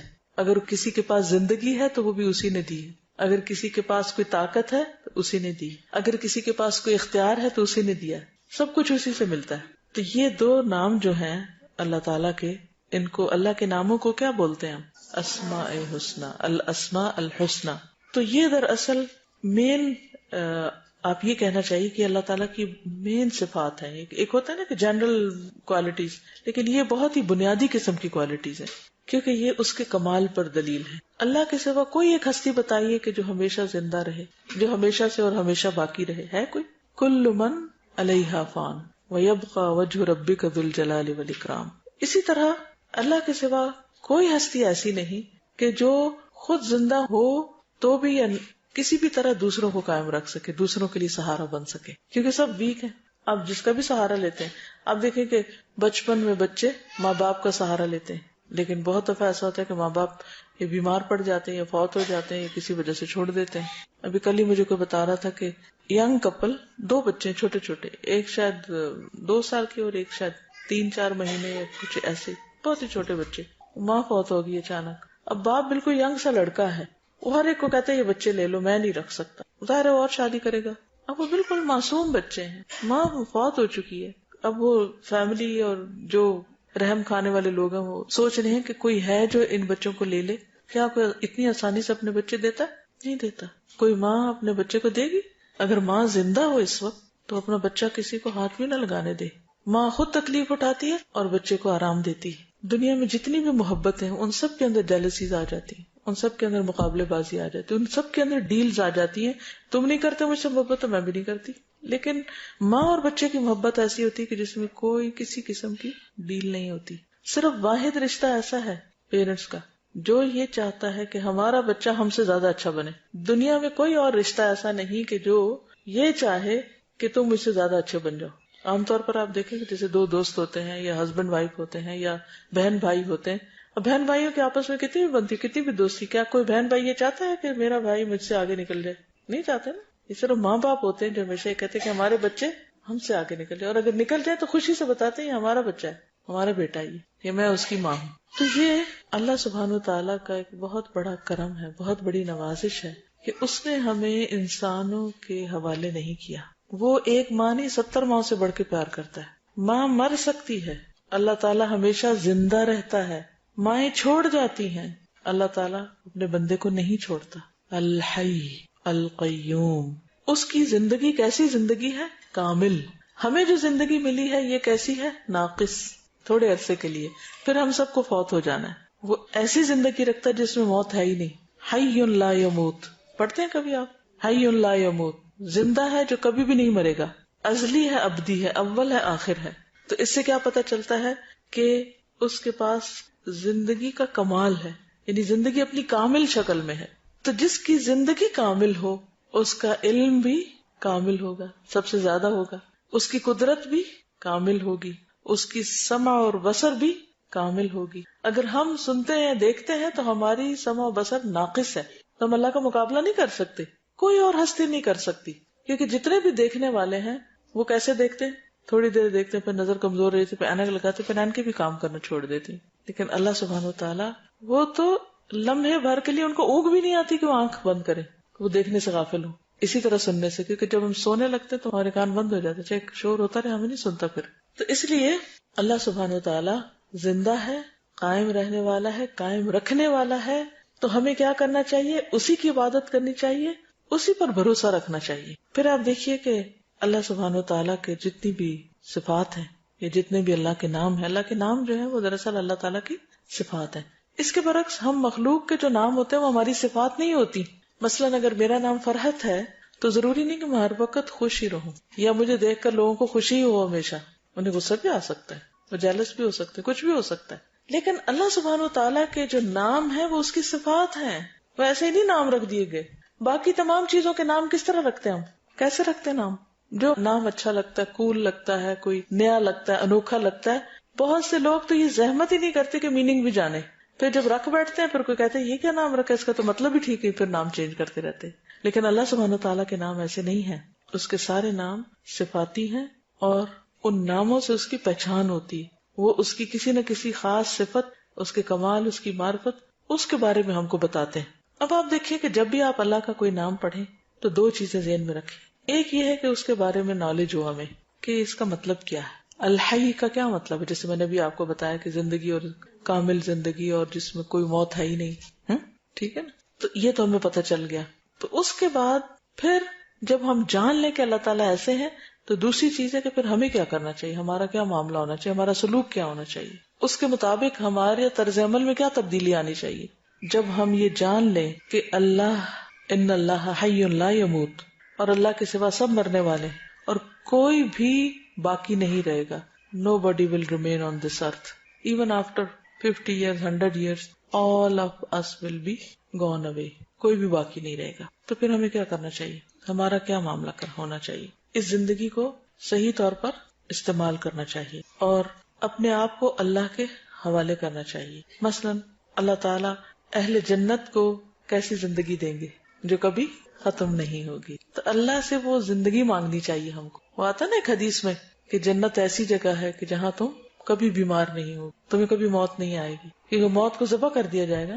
نبی صلی اللہ علیہ وسلم جب رات کو سونے کے لیے آتے تو ایک دعا پڑھتے تھے، اللہم لک اسلمت وبک آمنت وعلیک توکلت وإلیک انبت وبک خاصمت اللہم انی اعوذ بعزتک لا الہ الا انت ان تضلنی انت الحی الذی لا یموت والجن والانس یموتون.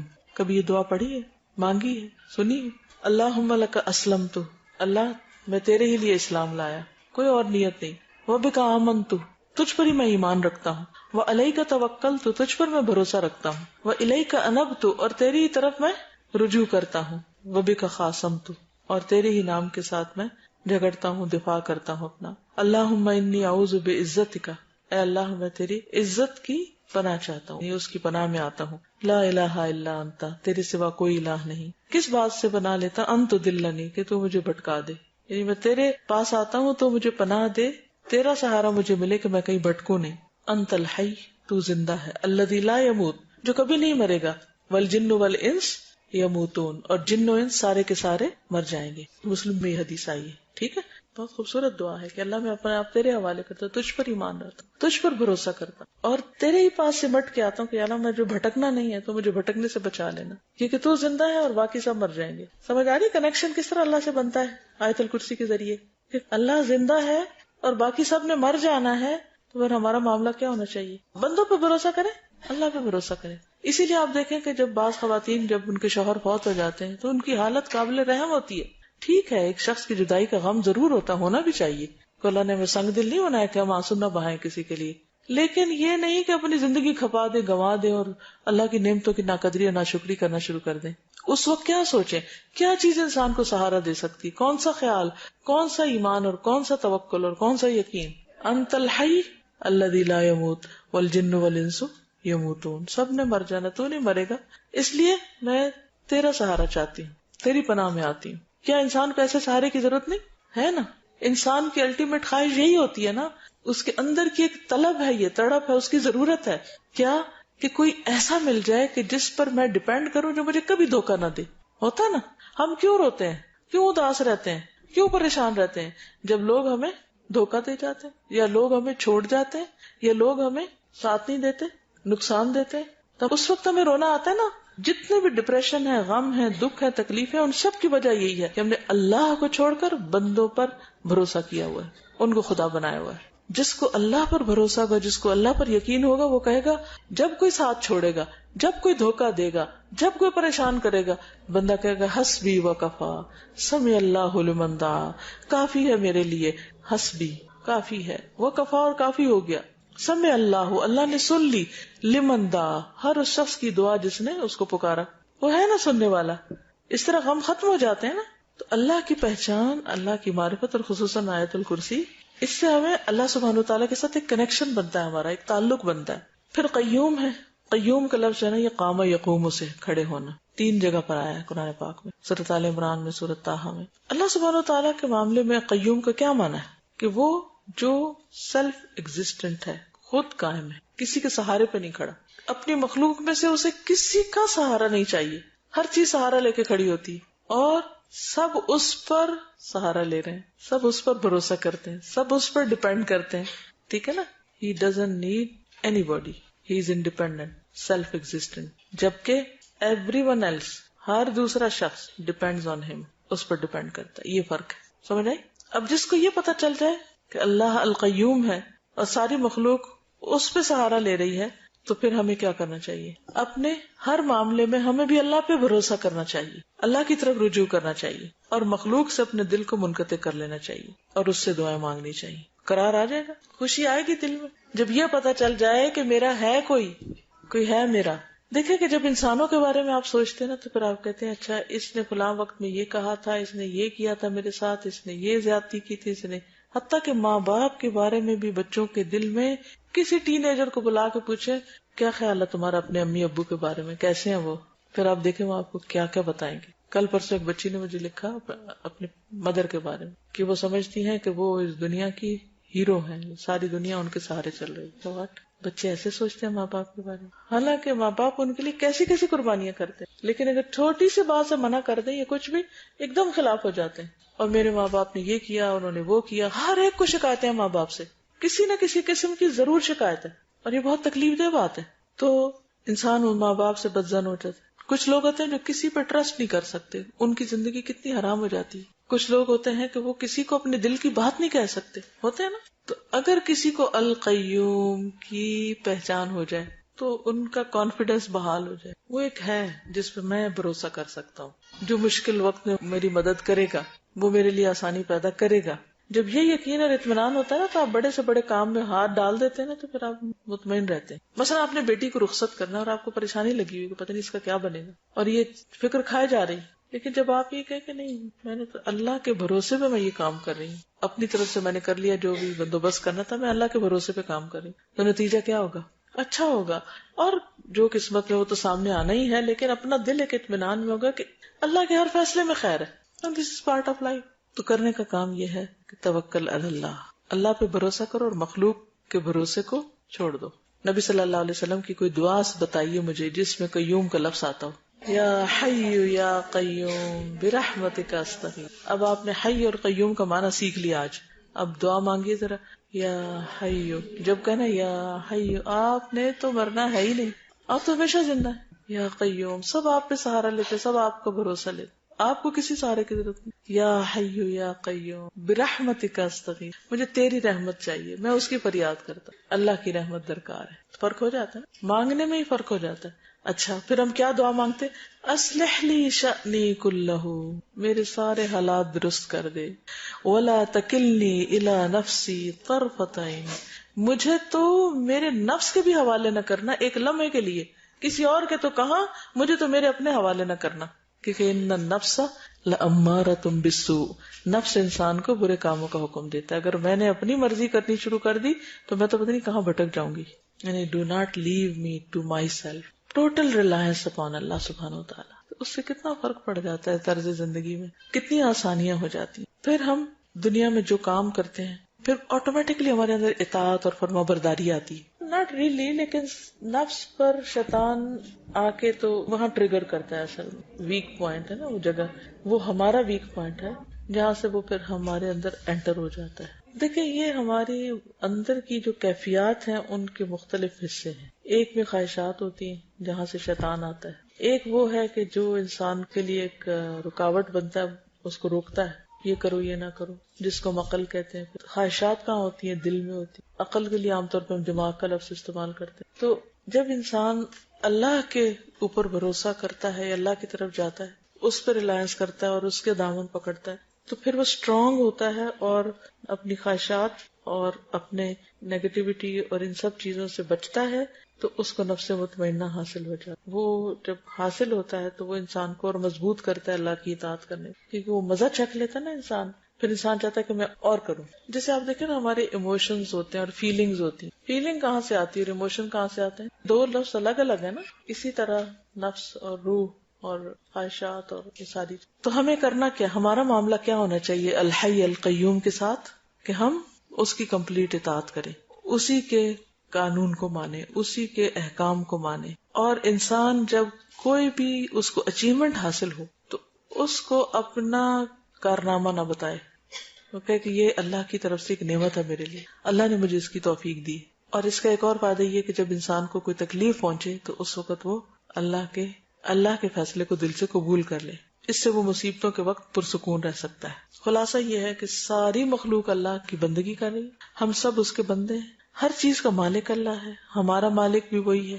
اللہ تعالیٰ ہر چیز کو لک آفٹر کر رہا ہے، ان کو سسٹین کر رہا ہے، مینٹین کر رہا ہے، ہمیں بھی وہی کر رہا ہے. سب اس کے محتاج ہیں، وہ کسی کا محتاج نہیں. ہمارے لیے لازم ہے کہ اس کی عبادت کریں اور اس کے ساتھ کسی اور کو شریک نہ کریں. آج کے لیے میرے خیال اتنا ہی کافی ہے. نیکسٹ ویک ہم لا تأخذہ سنۃ ولا نوم کر لیں. اب کوئی سوال ہو آپ کا تو کر لیجیے، ورنہ میں اجازت. انہوں نے کامنٹ کیا تھا کہ ہمیں پوری طرح یقین نہیں ہوتا اللہ کی باتوں پہ. ایک تو آپ نے کلاس میں سیکھ لیا، اب آپ گھر جائیں گے تو بچوں سے بات کریں گے، ہسبینڈ سے کریں گے، دوست کے ساتھ فون پہ کریں گے، ایک دوسرے سے ڈسکس کریں گے. اس سے پھر وہ جو تازہ ہوتا رہتا ہے وہ سب کچھ، تو انسان جو ہے وہ چلتا رہتا ہے. اس کے لیے پھر اچھے دوستوں کا ہونا ضروری ہے کہ جو آپ کو ایمان کی بات بتائے، نہ کہ اس سے دور کریں. پریشانی آتی نہیں جب سوچے تو پھر کیا ہو جائے گا. اگر ایسا نہ ہوا تو پلان بی کو کر لیں، اسی میں بھلائی ہوگی. آپ نے ساری محنت کی، کوشش کی، پھر بھی نہیں ہوا تو اس کا مطلب ہے کہ اللہ تعالیٰ ابھی آپ سے کچھ اور چاہتا ہے. کوئی بات نہیں، اس سے بہتر کوئی چیز ہوگی جو مجھے نہیں پتا. تو اس لیے ما اصابک لم یکن لیخطئک وما اخطأک لم یکن لیصیبک، جو تمہیں ملا نہیں وہ تمہارے لیے تھا ہی نہیں، اور جو تم مل گیا تمہیں وہ کسی اور کے لیے نہیں تھا، وہ تمہیں ہی ملنا تھا. یہی تو ہماری نامرادی ہے کہ ہم وہ نہیں کرتے جو ہمیں کرنا چاہیے تھا. اللہ نے تو وہ کر دیا جو اس کو کرنا تھا. تو پھر خسارے میں کون ہے؟ جو نہ وہ کرے جو وہ چاہتا ہے اس سے. اور ہم کیوں نہیں کرتے؟ پھر وہی بات ہے، ہم نفس کے بندے ہیں، اللہ کے بندے بن جائیں تو شوق سے کریں. ایمان جہاں مضبوط ہوتا ہے وہاں شک نہیں رہتا دین کے معاملے میں، اللہ کے معاملے میں. اس کو اپنا ٹارگٹ بنا لے کہ میں نے شک سے باہر آنا ہے.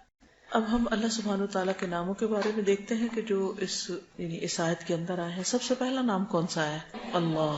اور اللہ تعالیٰ کا ذاتی نام ہے. گڈ. اور سب سے مشہور بھی، greatest name and most famous. قرآن مجید میں بہت زیادہ ریپیٹڈلی آیا ہے. اللہ کا لفظ کس سے مل کر بنا ہے؟ یہ اس کا اصل کیا ہے؟ اس کی اوریجن کیا ہے؟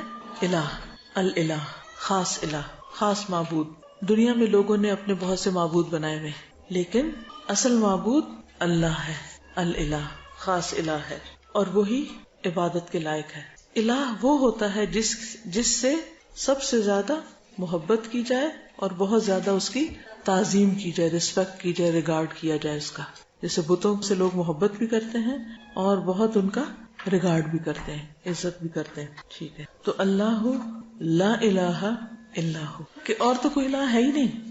اگر ہے تو بس صرف اللہ ہی ہے. الحی القیوم. الحی کیا معنی ہے؟ الحی کا زندہ ہے، ایور لیونگ، ہمیشہ سے زندہ ہے، ہمیشہ زندہ رہے گا. کل من علیہا فان ویبقى وجہ ربک ذو الجلال والاکرام. ہر چیز فنا ہونے والی ہے، ایک چیز جس کو فنا نہیں اور جس پر کبھی بھی موت نہیں آئے گی وہ اللہ رب العزت کی ذات ہے، الحی. اور الحی کا لفظ جو ہے حیات سے ہے، لائف سے. لائف اللہ کے سوا اور چیزوں کو بھی ملی ہے. مثلا انسان کو لائف ملی ہے، یا جانوروں کے اندر بھی لائف ہے، پلانٹس میں لائف ہے. فرق کس چیز کا ہے؟ اگر ہم کہتے ہیں اللہ زندہ ہے تو کہیں گے فلاں بھی زندہ ہے، تو کیا یہ شرک نہیں ہو گیا؟ اس کو بھی آپ نے زندہ کہہ دیا، وہ بھی زندہ ہے، یہ بھی زندہ ہے. تو صفت اصل تو اللہ کی صفت ہے. بندے کو یا کسی اور کو یہ صفت کہاں سے مل گئی؟ اس کی ذاتی ہے یہ صفت، ہمیں اس نے دی ہے. لیکن پھر بھی اگر دی ہے تو بیچ میں شریک نہیں ہو گئے کوئی اور چیزیں جن کو مل گئی یہ صفت. یعنی اللہ کی صفت بھی ہے اور کچھ اور مخلوق کی بھی ہے. تو ہم تو کہتے ہیں کہ ہم اللہ کی صفات میں بھی کسی کو شریک نہ کریں. تو اگر ہم کسی اور کو کہیں گے کہ اس کو وہ بھی زندہ ہے تو یہ تو شرک نہ ہو گیا. آپ کو میرا سوال سمجھ آ رہا ہے؟ ازلی ابدی دو لفظ لکھیں. حی ازلی ابدی، ہمیشہ سے ہے، ہمیشہ زندہ رہے گا. ہمیشہ سے زندہ، ہمیشہ زندہ رہے گا. کوئی اور اللہ کے سوا ایسا ہے جو ہمیشہ زندہ ہمیشہ زندہ رہے گا؟ نہ ازلی ہے نہ ابدی ہے. فرق ہو گیا نا خود ہی. ٹھیک ہے، ایک تو آپ نے یہ دیکھا. دوسرا یہ ہے کہ اس کی حیات میں جو صفات ہیں وہ کامل ہے. حیات کی صفات کون سی ہیں، اوصاف کون سے ہیں؟ کیسے پتا چلتا ہے کوئی چیز زندہ ہے؟ زندہ چیز موو کرتی ہے، اس کی سانس آتی ہے، گڈ، اور وہ دیکھتا ہے یا سنتا ہے. کیسے ٹیسٹ کرتے ہیں کوئی زندہ ہے؟ انہی چیزوں سے کرتے ہیں نا، ظاہری. ڈاکٹروں والی چیکنگ نہیں کہ دماغ مر گیا، دل مر گیا، کیا مر گیا، کیا نہیں. ظاہر میں جو علامات ہیں. تو آپ دیکھیں کہ جن چیزوں پر زندگی کا انحصار ہے، یہ جو زندگی کی علامات ہیں وہ بھی اللہ میں کامل ہیں، جبکہ انسان میں کامل نہیں ہے، ناقص ہے. اچھا یہ بتائیے کہ الحی جو ہے یہ کون سے ناموں میں سے ہے؟ اس میں اعظم میں سے ہے. جن ناموں کے ساتھ اللہ کو پکارا جائے تو کیا ہوتا ہے؟ دعا قبول ہوتی ہے. ہاں، جو کہنے کی بات تھی خلاصہ یہ تھا کہ اللہ اور غیر اللہ کے درمیان صرف یہ ظاہری مماثلت ہے حیات کی، حقیقی نہیں. ہمارے پاس جو زندگی ہے وہ حقیقی نہیں، پرماننٹ نہیں. صرف جو زندگی کی علامات ہوتی ہیں ان میں سے کچھ علامات ہمارے اندر ہیں تو ہمیں زندگی نظر آ رہی ہے، ورنہ ہماری زندگی عارضی زندگی ہے، غیر حقیقی زندگی ہے. اللہ کے پاس جو حیات ہے وہ اصل حیات ہے، جیسے اس میں شرک کی کوئی بات نہیں. اب آپ دیکھیے کہ آپ یہ کہہ سکتے ہیں کہ جنت میں تو انسان ہمیشہ زندہ رہے گا، تو پھر کہہ سکتے ہیں نا، کوشچن آتا ہے نا مائنڈ میں، تو اگر جنت میں ہمیشہ زندہ رہیں گے تو پھر کہیں شریک تو نہیں ہو گئے؟ اس کو کیسے ریپیٹ کریں گے؟ ازلی اور ابدی دونوں. اگر انسان کو خالدین فیہا ابدا، ابدیت ملنے بھی والی ہے تو ازلیت تو نہیں تھی نا. دوسری بات یہ ہے کہ اللہ لائف کریٹ کرتا ہے، انسان خود سے نہیں لائف کریٹ کرتا. ہمیں جو ملی ہے ملی ہوئی ہے، اس کی ذاتی ہے. وہ دعا یاد ہے کسی کو؟ اللہم لک اسلمت وبک آمنت وعلیک توکلت وإلیک انبت وبک خاصمت اللہم انی اعوذ بعزتک لا الہ الا انت ان تضلنی انت الحی الذی لا یموت والجن والانس یموتون. یہ ہے فرق، یہ ہے خلاصہ. انت الحی الذی لا یموت والجن والانس یموتون. سب مر جائیں گے آپ کو موت نہیں. اصل زندگی تو اللہ کے پاس ہے نا، تو اللہ کی. دوسری صفت کیا تھی؟ القیوم. قیوم کا کیا معنی ہوتا ہے؟ قائم رہنے والا، قائم رکھنے والا. قام یقوم سے، قام یقوم ٹو اسٹینڈ، کھڑے ہونے کے لیے استعمال ہوتا ہے. کسی بھی چیز کو کھڑے ہونے کے لیے سہارے کی ضرورت ہے. مثلاً اس کو کھڑے ہونے کے لیے، اس کو کھڑے ہونے کے لیے، اور چیزوں کو سہارا چاہیے نا. ایک بچے کو کھڑا کرنا ہوتا ہے جب سہارا چاہیے، پودے کو کھڑا کرنے کے لیے جب وہ ساتھ چاہیے، اس پھول کو کھڑا ہونے کے لیے، اس پانی کو کھڑا ہونے، ہر ایک کو کیا چاہیے؟ سہارا.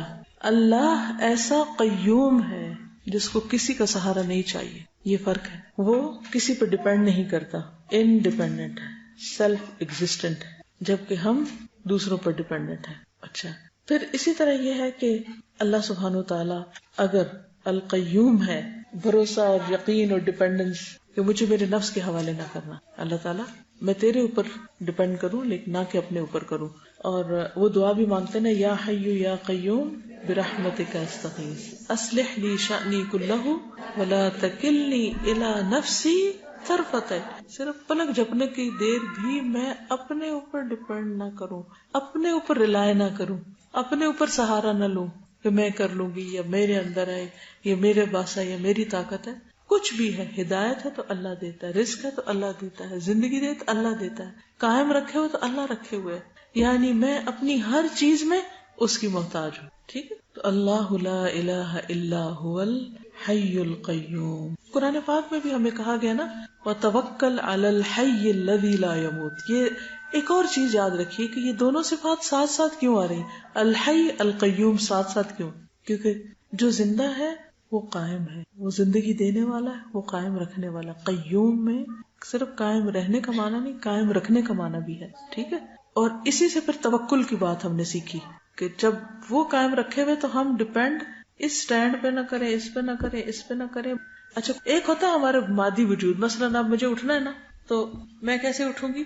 کس کا سہارا لوں گی کھڑے ہونے کے لیے؟ اس کا سہارا لوں گی. یہ میرے مادی وجود کو اس کی ضرورت ہے.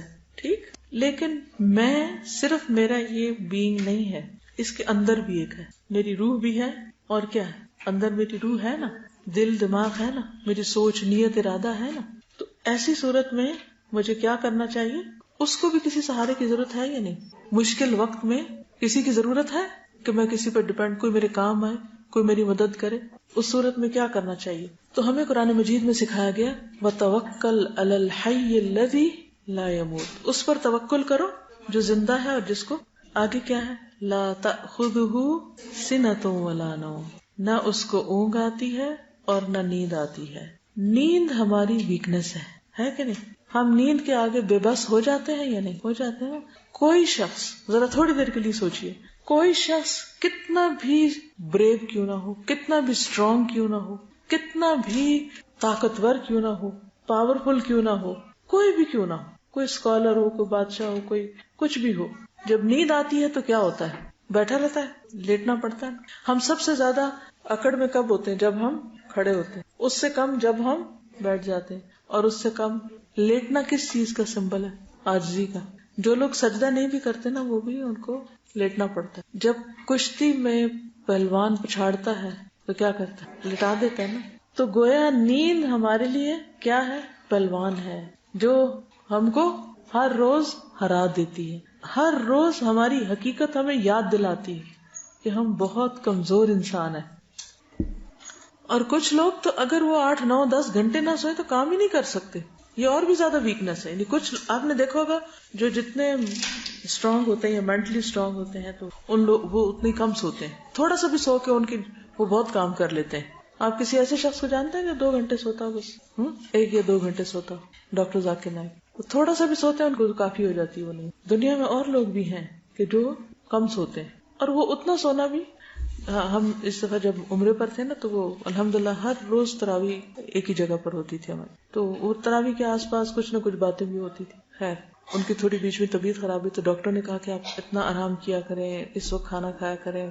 تو وہ کہتے ہیں کہ مجھے موت سے نہیں ڈراؤ، اگر میں مر بھی گیا تو مجھے اس بات کی فکر نہیں، کیونکہ میں نے عام شخص اپنی زندگی کے اتنے گھنٹے استعمال کرتا ہے روزانہ، تو اگر میں عام لوگوں کی نسبت 6 گھنٹے یا 4 گھنٹے بھی روز زیادہ استعمال کرتا ہوں تو آلریڈی میری لائف دوسروں کے مقابلے میں زیادہ ہے. اگر کسی نے 40 سال کام کیا ہے تو میں نے اس کے مقابلے میں 50 آلریڈی کر لیا ہے، کیونکہ میں اتنے گھنٹے کم سوتا ہوں. اصل میں ہماری زندگی کیا ہے؟ جب ہم جاگ کے کچھ کر رہے ہوتے ہیں، اور جب ہم کچھ کر نہیں رہے تو سو رہے ہوتے ہیں، تو وہ تو مرے ہوئے ہوتے ہیں.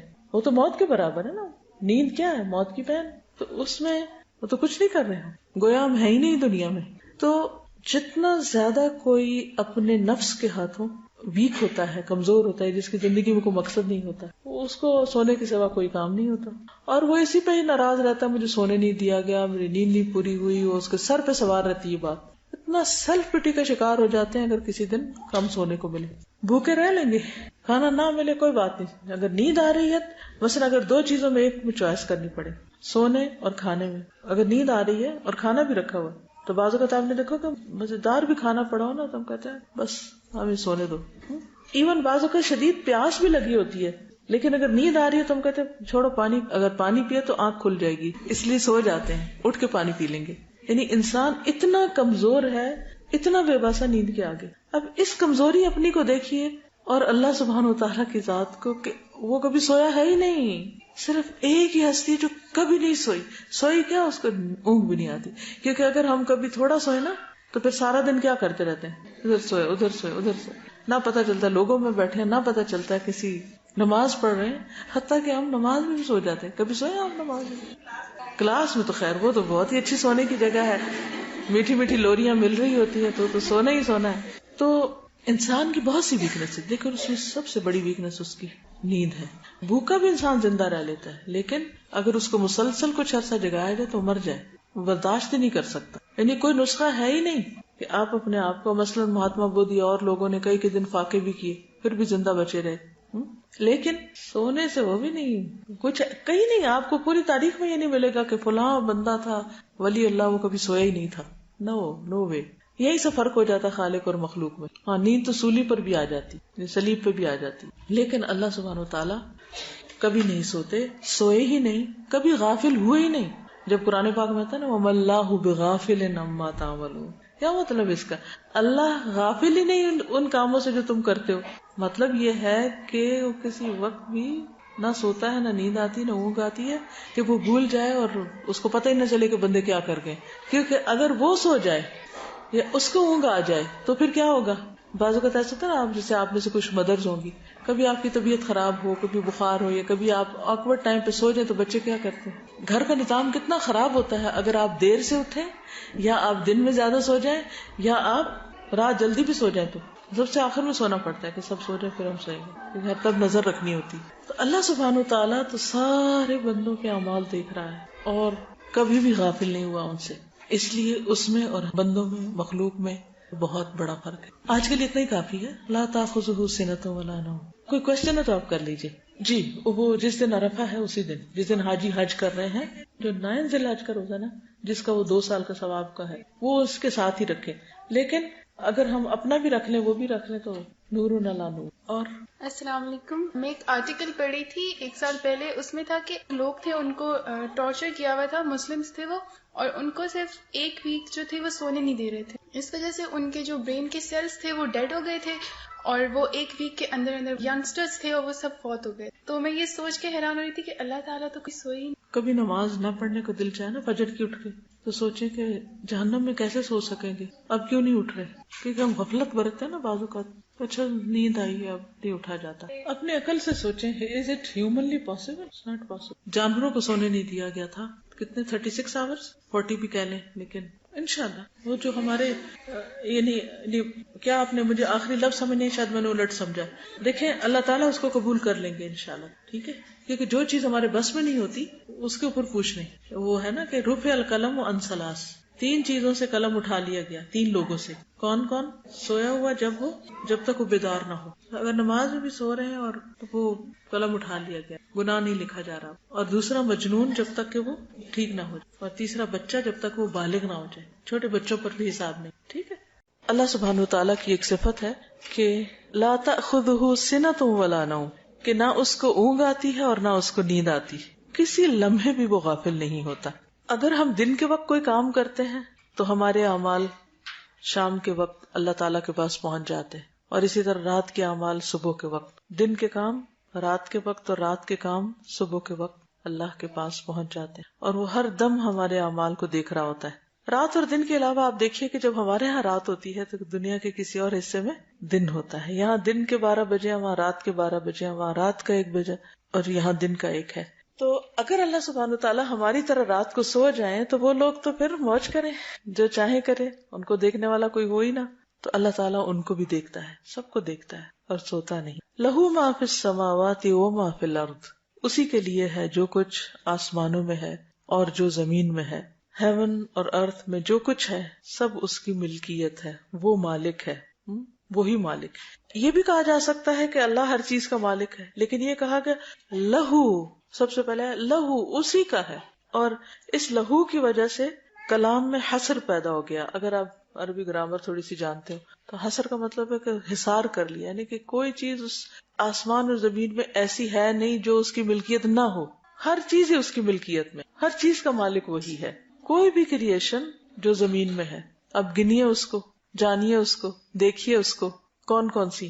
آپ میں سے کوئی اسکول ٹیچر ہیں، بچوں کو آپ اینیمل کنگڈم کے بارے میں بتاتے ہیں، کتنے قسم کے اینیملز ہوتے ہیں، 4 لیگڈ، کرال کرتے ہیں، ایمفیبینز. یعنی اگر آپ صرف ان کے گروپس ہی دیکھیں نا، ان کے گروپ نیم ہی کو دیکھیں، انڈیویجولس کو نہ دیکھیں، گروپ نیمز. حیرت ہوتی ہے کہ ان کی ڈفرنٹ جو ان کی اقسام ہیں اور ان کی شکلیں ہیں اور ان کی کلرز ہیں اور ان کے سائزز ہیں اور ان کے کام ہیں، اور پھر ان کی فوڈ مختلف طرح کی، اور ان کی عقل گم ہو جاتی ہے کہ اتنی ورائٹی ہے، اتنی ورائٹی. باقی میں جو مدرز ہیں انہوں نے بچوں کو ہوم ورک کرائے ہوں گے اور پتہ ہوگا کہ جب انہیں ایگزامز میں یاد کرنی ہوتی ہیں ٹرمز، تو ان کو ٹرمز بنا کے نہ یاد کروایا کرے بچوں، ان کو اللہ کی کریشن بنا کے دکھایا کرے کہ یہ دیکھیں یہ کس طرح بنایا اس نے، یہ اس کا اور اس کا فرق بتائیں. ان کی آوازیں پھر ملٹی ڈائمینشنل فیچر جو ہیں وہ دکھایا کرے. کسی بھی چیز کو جب ڈیفائن کرنا ہوتا ہے تو اس کا رنگ، کلر، سائز، قسم، اس کی عادتیں، اس کا بہت ساری جو اس کی خصوصیات ہیں ان سب کے ساتھ، یہ سب کچھ کس کا ہے؟ جس نے پیدا کیا. آبویسلی جو ان کا کریٹر ہے اسی کا ہے، ہمارا نہیں ہے. ہم تو جانتے بھی نہیں ان کو. اگر ہم جانتے نہیں تو ہم مالک کہاں سے ہو سکتے؟ مالک بھی نہیں ہو سکتے. لہو ما فی السماوات و ما فی الارض. میں نے زمین کی بات حالانکہ آسمانوں کی پہلے ہے، زمین کی میں نے پہلے اس لیے کی ہے کہ زمین ہماری کلوزسٹ ہے، اس پہ بہت سی چیزیں ہم دیکھتے بھی ہیں. آسمان کی چیزیں تو ہم میں سے کسی نے کوئی دیکھی نہیں، سوائے اس کے جو سامنے ستارے سیارے نظر آتے ہیں، دیٹس اٹ. اس سے پیچھے کیا 7 آسمانوں کے ذکر آتا ہے، کس نے 7 دیکھے؟ اور پھر ان 7 پر کیا کچھ ہے؟ نہ ہونے کے برابر بہت ہی تھوڑا ہے جو ہم جانتے ہیں، لیکن یہ سب اس کا ہے. اور اس کے سوا اس میں کوئی دوسرا شریک بھی کوئی نہیں، کیونکہ کسی نے کسی خاص چیز کے پیدا کرنے کا مشورہ بھی نہیں دیا اللہ کو. ڈیزائن بنانا تو دور کی بات، کوئی ایک چھوٹی سی چیز ہمیں بنانی پڑتی ہے نا تو ہم پریشان ہو جاتے ہیں کہ اچھا کیسے بنائے، تم کوئی آئیڈیا دو، تم آئیڈیا دو، مجھے یہ ڈیزائن بنانا ہے، مجھے یہ. پریشانی کی حد ہوتی ہے نا، ہر شخص سٹریس میں آ جاتا ہے. جب اب یہ صرف اینیمل کنگڈم کی بات ہو رہی ہے، اگر آپ باقی سب کو دیکھیں اور وہ جو غائب میں ہے جیسے جن ہیں، فرشتے ہیں، حالانکہ وہ بھی اس زمین پر بھی ہوتے ہیں لیکن ہمیں تو ان کا بھی نہیں پتا. وَمَا يَعْلَمُ جُنُودَ رَبِّكَ إِلَّا هُوَ.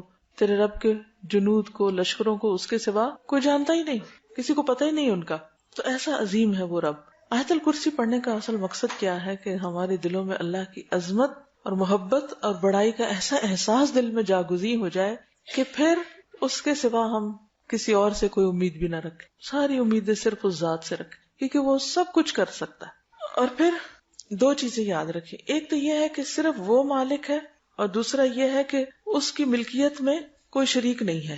تیسری بات یہ ہے کہ وہ اپنی مخلوق میں جیسے چاہے تصرف کر سکتا ہے. اس بات کا کیا مطلب ہے؟ بعض جانور آپ دیکھتے ہیں ان کی شکلیں اتنی بھیانک ہوتی ہیں کہ دیکھتے ہی خوف آ جاتا ہے. ان کو آنکھیں یہاں لگی ہوئی ہیں، کان بڑے بڑے ہیں، یا ان کی اتنی لیگز ہوتی ہیں، ایسے چلتے ہیں کہ، یا پھر یہ کہ کاٹتے ہیں. تو ان کو اس خاص شیپ میں کس نے بنایا، کس نے ان کا رنگ بنایا، کس نے ان کا ڈیزائن، جو کچھ کرتے ہیں ہمیں تو یہ بھی نہیں پتا وہ کرتے کیا کچھ ہے. تو اللہ تعالیٰ اپنی مخلوق میں جیسے چاہے تصرف کر سکتا ہے. مثلاً چاہے ان میں چینج کر سکتا ہے، ان کو یوز کر سکتا ہے. مثلاً یہ انگوٹھی میری ہے، میں چاہوں تو اس انگلی میں پہنوں، چاہوں تو اس میں پہنوں، چاہوں تو نہ پہنوں، چاہوں تو پھینک دوں، چاہے تو توڑ دوں، چاہے تو بیچ دوں، چاہے تو کسی کو گفٹ دے دوں. یہ سارے کیا ہے؟ ایک انگوٹھی، لیکن اس کے ساتھ کئی قسم کے سلوک ہو سکتے ہیں. ان میں سے کوئی ایک سلوک میں جو چاہوں کروں. کوئی کیا مجھ سے پوچھ سکتا ہے کہ او آپ نے اپنی انگوٹھی پہنی ہوئی کیوں نہیں؟ یا فلاں کو کیوں دے دی ہے، بیچ دی، کیوں بیچی؟ انسانوں سے تو پھر بھی کوئی پوچھ سکتا، اللہ سے کوئی نہیں پوچھ سکتا کہ آپ نے مخلوق کیوں پیدا کی ہے، اور آپ نے اس کو مار کیوں دیا ہے، اور یہ کیوں کھاتا ہے، اور وہ کیوں نہیں کھلاتے اس کو۔ آپ جیسے چاہے، جس کو چاہے زندگی دے، جس کو چاہے موت دے، کوئی نہیں پوچھ سکتا اس سے۔ یہ سب اسی کے اطاعت گزار ہے، اللہ کے فرما بردار ہے، کسی اور کے نہیں۔ اسی لیے آپ نے دیکھا ہوگا کہ جانوروں کی کچھ حدیں ایسی ہوتی ہیں کہ آپ جو مرضی کر لیں انہوں نے وہی کرنا ہے۔ مثلا کچھ جانوروں کی دم جو ہوتی ہے وہ ٹیڑھی ہوتی ہے، جو مرضی کر لیں اس نے سیدھا نہیں ہونا۔ اللہ نے ان کو بنایا ایسے، وہ اللہ کا حکم مانتے اپنی ساخت میں، اپنے کاموں میں، اور اسی اپنی خاص زبان میں تسبیح کرتے ہیں، اور اپنی حیات نہیں چھوڑتے، اپنی عادتیں نہیں چھوڑتے، جو اللہ چاہتا وہی ہوتا ہے۔ پھر آپ دیکھیے کہ اگر ہم اس میں صرف آج تم بہت جانوروں کی باتیں کر رہے ہیں، لیکن آپ ستاروں سیاروں کو دیکھیں، آپ چاہیں ان کا سائیکل چینج ہو جائے، سورج نکلنے کا وقت تبدیل کر دیں، آپ چاند کی روشنی کچھ ڈگری بڑھا دیں، کم کر دیں، سائز بڑھا دیں، چھوٹا کر دیں، ہے ہمارا بس چلتا ہے؟ کچھ بھی نہیں۔ اس سے کیا پتہ چلتا ہے کہ یہ ہماری ملکیت نہیں ہے، یہ اللہ کی ملکیت ہے۔ بات یہی ہے کہ اللہ ان کا مالک ہے، وہی ان کو سسٹین کرتا ہے، وہی ان کی تدبیر کرتا ہے، وہی ان کو قائم رکھے ہوئے ہے۔ سب اللہ کے محتاج ہیں، وہ کسی کا محتاج نہیں ہے، اور کوئی اس سے بڑا نہیں ہے۔ من ذا الذی یشفع عندہ الا باذنہ، کون ہے جو اس کے پاس سفارش کر سکے کسی کی بخشش کی یا کسی کو چھڑانے کی، الا باذنہ، مگر اسی کے اذن کے ساتھ۔ سفارش کے لیے بھی اس کی اجازت چاہیے، کیونکہ اللہ تعالیٰ ساری مخلوق کا مالک ہے، ساری مخلوقات اس کی ہیں، تو اس لیے مخلوق میں سے کوئی ایسا نہیں جو اللہ کی مرضی سے آگے بڑھ سکے۔ من ذا الذی، سارے جو اس کے مخلوق ہیں، تو ہے کوئی جو اس کی مخلوق میں سے اس کے اذن کے بغیر ایک پتا بھی توڑ دے؟ جب کچھ بھی اور نہیں کر سکتے تو وہ سفارش بھی نہیں کر سکتے۔ اندہ سے کیا مراد ہے؟ اللہ تعالیٰ۔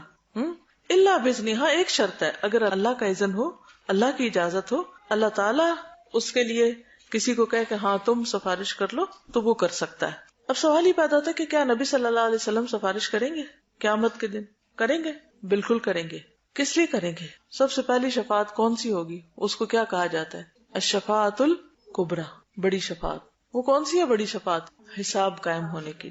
حساب قائم ہونے کے لیے اس میں نا کہ جب ساری مخلوق کو اٹھا دیا جائے گا، سب اکٹھے ہو جائیں گے، پھر سب انتظار میں ہوں گے کہ یا اللہ حساب شروع ہو، تاکہ ہم جس نے جہاں جانا ہے وہ اپنے گھر پہنچے۔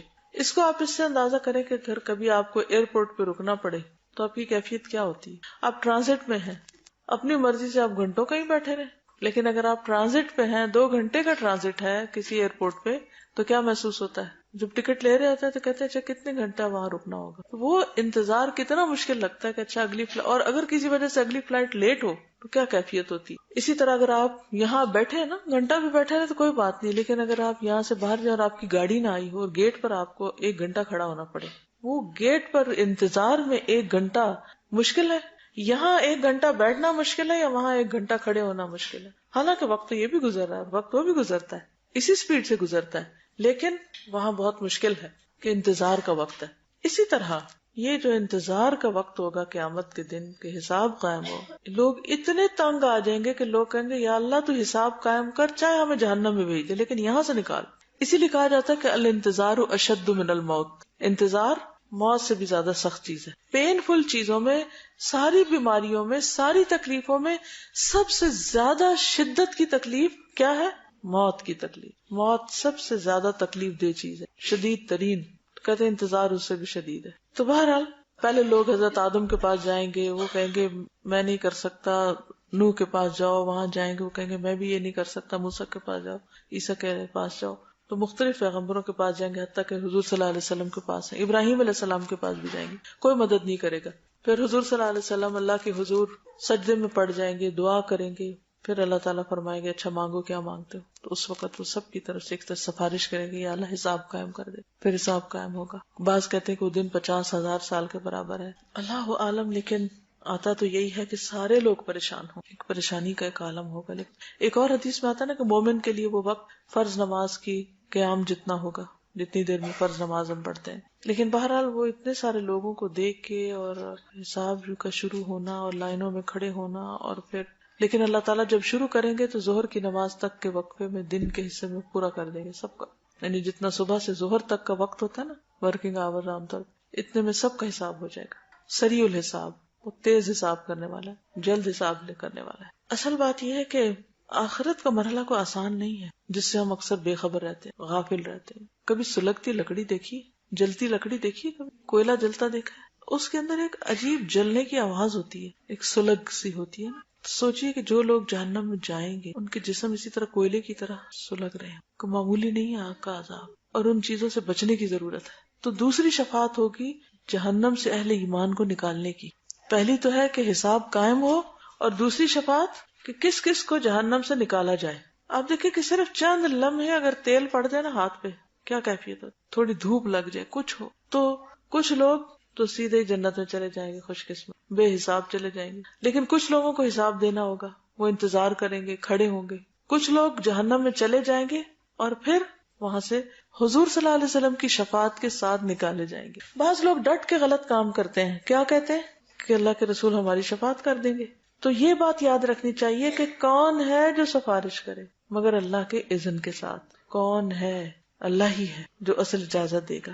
ہاں حضور صلی اللہ علیہ وسلم شفاعت کریں گے، لیکن اس وقت کریں گے جب لوگ پریشان ہوں گے حساب قائم کرنے کے لیے، اور دوسرے جب لوگ جہنم میں چلے جائیں گے، حتیٰ کہ آخری شخص جس کے دل میں رائی دانے برابر بھی ایمان ہوگا اس کو بھی جہنم سے نکال لیا جائے گا. لیکن جو پکے کافر اور پکے منافق ہوں گے ان کا ٹھکانہ ہمیشہ ہمیشہ کے لیے آگ ہوگا. اللہ تعالیٰ ہم سب کو اس سے محفوظ رکھے اور ہر طرح کے کفر سے بچائے. یعلم ما بین ایدیہم وما خلفہم، وہ جانتا ہے جو ان کے سامنے ہے اور جو ان کے پیچھے. یعنی اس کا علم اتنا وسیع ہے کہ آگے پیچھے کا سب جانتا ہے. اللہ کے سوا کسی اور کا علم اتنا وسیع نہیں ہے. اور پھر چھوٹی بڑی ہر چیز پر اس کا علم چھایا ہوا ہے. باریک سے باریک چیز اس کو پتا ہے اور بڑی سے بڑی ہیوج چیز اس کو پتا ہے. دنیا کا بھی پتا ہے، آخرت کا بھی پتا ہے، ماضی کا بھی پتا ہے، مستقبل کا بھی پتا ہے. اس طرح کا علم کسی کے پاس بھی نہیں ہے. ٹھیک ہے، اس کو یہ بھی پتا ہے یعلم ما یلج فی الارض وما یخرج منہا، وہ جانتا ہے زمین میں کیا گیا ہے. کیا کیا جاتا ہے زمین میں؟ کیا جاتا ہے؟ بیج، پانی، مردے، بہت کچھ جاتا ہے. اور جو اس میں سے پھر نکلتا ہے اس کو سب پتا ہے. اور ما ینزل من السماء، کیا کیا اترتا ہے، بارش، وحی اور فرشتے. ٹھیک ہے، رحمتیں، اللہ کے احکامات. ما ینزل من السماء وما یعرج فیہا، کیا چڑھتا ہے، اعمال وغیرہ. ہمیں نہیں پتا، اللہ کو پتا ہے، وہ جانتا ہے. پھر یعلم السر وما اخفا، چھپے ہوئے کو جانتا ہے اور اس سے بھی زیادہ مخفی کو، ہر راز کو جانتا ہے جو کسی کو نہیں پتا. نگاہوں کی خیانت جانتا ہے. یعلم خائنۃ الاعین وما تخفی الصدور، جو سینے چھپائے ہوئے ہیں. وَلَقَدْ خَلَقْنَا الْإِنسَانَ وَنَعْلَمُ مَا تُوَسْوِسُ بِهِ نَفْسُهُ، دلوں کے اندر اٹھنے والے وسوسے تک جانتا ہے. ہر چیز وہ جانتا ہے، کہاں چھپ سکتے ہیں، کہاں بھاگ سکتے ہیں. اس کے برعکس مخلوق کے پاس اس علم کا اتنا حصہ بھی نہیں جتنا ایک سمندر میں سے ایک چڑیا چونچ میں ایک پانی کا قطرہ نکالے. ساری مخلوق کا علم بس اس قطرے جتنا ہے اس سمندر کے مقابلے میں، نہ جاننے کے برابر.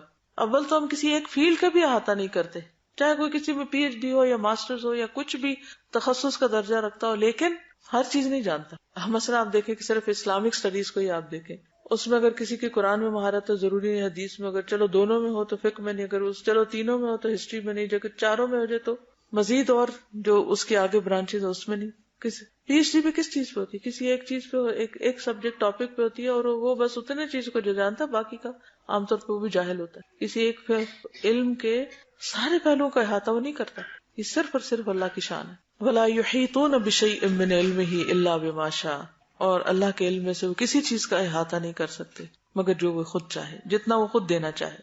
یہ بھی اللہ کی اپنی تقسیم ہے. اسی لیے ہمیں کیا کہا گیا؟ دعا مانگو ربی زدنی علما، کیونکہ وہ دیتا ہے، پیغمبروں کو بھی وہی دیتا ہے اور دوسروں کو بھی وہی دیتا ہے. اس لیے ہمیں اس بات کا حریص ہونا چاہیے، کیونکہ وَلَا يُحِيطُونَ بِشَيْءٍ مِّنْ عِلْمِهِ إِلَّا بِمَا شَاءَ، اللہ کے علم میں سے کوئی شخص کسی بھی چیز کا احاطہ نہیں کر سکتا، بس اتنا ہی جان سکتا ہے جتنا وہ چاہتا ہے. تو پھر اس سے ہم کیا کریں؟ مانگتے رہیں کہ ہمیں اور دے، ہمیں اور دے. اور یہ ایک پسندیدہ چیز ہے، یعنی علم میں اضافہ اور علم میں زیادتی کی خواہش جو ہے ایک بہت پسندیدہ خواہش ہے. پھر آپ دیکھیں کہ انبیاء اور رسل کے پاس بھی جو علم ہے وہ بھی کس کا ہے؟ اللہ کا دیا ہوا ہے. فرشتوں کے پاس جو علم ہے اللہ کا دیا ہوا ہے. بندوں کے پاس جو علم ہے اللہ کا دیا ہوا ہے، چاہے وہ دین کا یا دنیا کا، وہ سائنس کا یا ہسٹری کا، وہ سب اللہ ہی کا دیا ہوا ہے. اور پھر اس علم کو دماغ میں ریٹین کرنے کی صلاحیت، وہ جتنا وہ چاہتا ہے یاد رکھتے ہیں، اور جو وہ چاہتا ہے ہم بھول جاتے ہیں. جی، شیطان کا ایک بڑا حصہ ہے اس میں. بس اللہ تعالیٰ کی مدد لیتا رہے، اللہ کا ذکر انسان کرتا رہے تو شیطان سے بچ کے وہ مضبوط قلعے میں آ جاتا ہے. ذکر جو ہے نا اللہ کا، یہ بہت ممد و مددگار ثابت ہوتا ہے. ہر موقع پر نبی صلی اللہ علیہ وسلم اللہ تعالیٰ سے دعائیں کرتے ہیں اور مختلف طرح کے اللہ کے ساتھ ایک تعلق کی بات ہے. تو شیطان کا مقابلہ انسان نہیں کر سکتا، اللہ ہی ہے جو انسان کو شیطان سے بچائے. اعوذ باللہ من الشیطان. تو شیطان بلواتا بھی ہے، شیطان غصہ بھی دلاتا ہے، شیطان انسان کے اندر یعنی کہ آپ دیکھیں نا کہ انسان کے اندر مختلف چیزیں، اس کی بایولوجیکل نیڈز ہیں، اس کی ایموشنل نیڈز ہیں، اس کی مینٹل اور اس کی جو انٹلیکچوئل نیڈز ہیں، یہ ساری انسان کے اندر. پھر اس کے اندر ڈرائیوز ہیں، کچھ خواہشات ہیں اس کی. شیطان ہر رستے سے داخل ہوتا ہے، ہر چیز میں داخل ہونے کی کوشش کرتا ہے. اسی لیے کھانا کھانے کی دعا بتائی گئی، اسی بیوی کے پاس جاتے وقت کی دعا بتائی گئی. پھر اسی طرح قرآن بھی پڑھو تو کیا پڑھو، اعوذ باللہ پڑھو. اسی طرح یعنی ہر موقع کی مناسبت سے جو دعائیں ذکر ہیں یہ دراصل شیطان کے شر سے محفوظ رکھنے کے لیے. تو وسع کرسی السماوات والارض، وسع چھائی ہوئی ہے، کرسی اس کی کرسی کے بارے میں جو معنی کیا جاتا ہے وہ اس کا فٹ سٹول. ایک ہے اس کا عرش اور ایک ہے اس کی کرسی. کتنی بڑی ہے اس کی کرسی؟ صرف اس کا فٹ سٹول کتنا ہے بڑا؟ وسع کرسیہ السماوات والارض. ایک طرف اس کے علم کی وسعت ہے، ولا یحیطون بشیء من علمہ الا بما شاء، اور دوسری طرف اس کے اختیار اور اس کا جو اس کے عرش کی وسعت اور اس کی طاقت، ان سب کا اظہار ہے.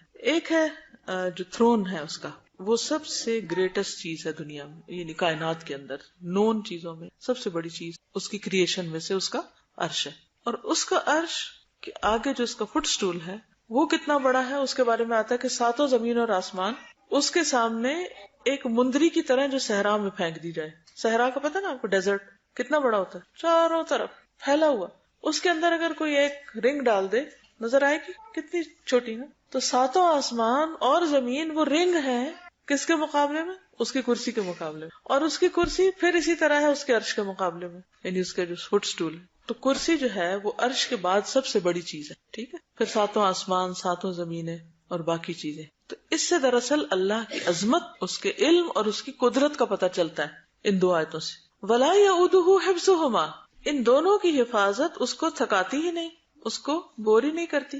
کن دونوں کی حفاظت؟ زمین و آسمان کی حفاظت. وہ سوتا ہی نہیں، وہ آنکھ بھی نہیں جھپکتا، اور ان کی حفاظت اس کے لیے کچھ مشکل کام نہیں. تو اگر آسمانوں اور زمین کی حفاظت اللہ کے لیے مشکل نہیں تو میری حفاظت کو مشکل ہے؟ میرے گھر کی حفاظت مشکل ہے اس کے لیے؟ میرے بچوں کی حفاظت مشکل ہے؟ کس کی حفاظت مشکل ہے؟ اس کے لیے کسی بھی چیز کی حفاظت مشکل نہیں، میرے لیے بہت مشکل ہے. میں اگر یہاں بیٹھی ہوں تو اس وقت گھر خالی ہے، سب کا یہی حال ہے، بچے پتہ نہیں کیا کر رہے ہیں، اور جو ہماری ملکیت کی چیزیں خدا جانے ان کا کیا ہو رہا ہے. کئی دفعہ ایسا تھا لوگ گھر سے باہر ہوتے گھر میں چوری ہو جاتی. ہمارے تو یہ حال ہے جو بہت عقل مند بنتے ہیں کہ اپنی ہر چیز کو لاکس میں اور پتہ نہیں کس طریقے سے سمیٹتے ہیں. ہمارے لیے مشکل ہے حفاظت، اس کے لیے کچھ بھی مشکل نہیں، ہر چیز کی حفاظت کرتا ہے. اور بڑی بات یہ ہے نا حفاظت کی اس کی کہ ہر ایک کو کام کرنے کا موقع مل رہا ہے، ورنہ تو ہر چیز آپس میں ٹکرا جائے، بندہ بندے کو مار ڈالے چھوٹی چھوٹی بات کو. اب بھی ہوتا ہے، لیکن پھر اسی طرح آپ دیکھیں کہ چیونٹیاں کس طرح سروائیو کرتی، باقی مخلوق جن کو ہم ہر وقت اسپرے کرتے رہتے پھر وہ کس طرح نکل آتے، چھوٹے سے چھوٹا کیڑا کس طرح سروائیو کرتا ہے. تو اللہ تعالیٰ کے اذن سے ان کو بھی جینے کا موقع ملتا ہے. تو وَلَا يَئُودُهُ حِفْظُهُمَا وَهُوَ الْعَلِيُّ الْعَظِيمُ. جب بھی آپ کو اپنے بچوں کی یا اپنے گھر کی یا اپنے آپ کی، اپنے مستقبل کی کسی چیز کا خوف آئے، اس کا کیا بنے گا، اس کا کیا بنے گا، وَاللَّهُ خَيْرٌ حَافِظًا وَهُوَ أَرْحَمُ الرَّاحِمِينَ. اللہ سب سے بہترین حفاظت کرنے والا ہے اور وہ ارحم الراحمین ہے. میں اپنا سب کچھ اس کے سپرد کرتی ہوں. اس سے آپ کی کیفیت کیسے ہوگی؟ اطمینان، سکون، بے فکر. مثلا آپ بچوں کو 100 باتیں سمجھاتے ہیں، یہاں نہیں جانا، یہ نہیں کرنا، وہاں نہیں ہاتھ ڈالنا، ایسا نہیں کرنا، ویسا نہیں کرنا. گھر سے نکلتے ہیں تو آپ کو ایک پریشانی لاحق ہو جاتی. اب 5 بچے مثلا آپ کے، آپ 5 جگہوں پہ جا سکتے ہیں 5 کے ساتھ؟ نہیں جا سکتے. آپ ان کی شادی کرتے ہیں، آپ کو پھر فکر رہتا پتہ نہیں اب ان کا کیا ہوگا.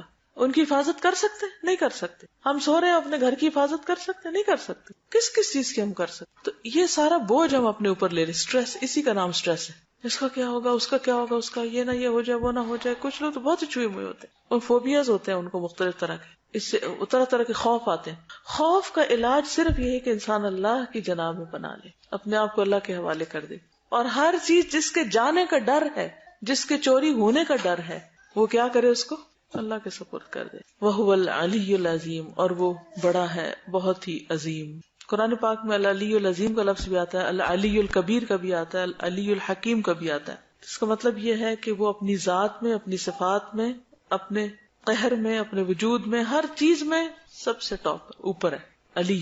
اور علی کے ساتھ پھر عظیم، وہو العلی العظیم، اس کو مزید فورٹیفائی کرے، یعنی کہ مزید قوت دے رہا ہے. اب آپ دیکھیے کہ وہ سب سے بلند ہے.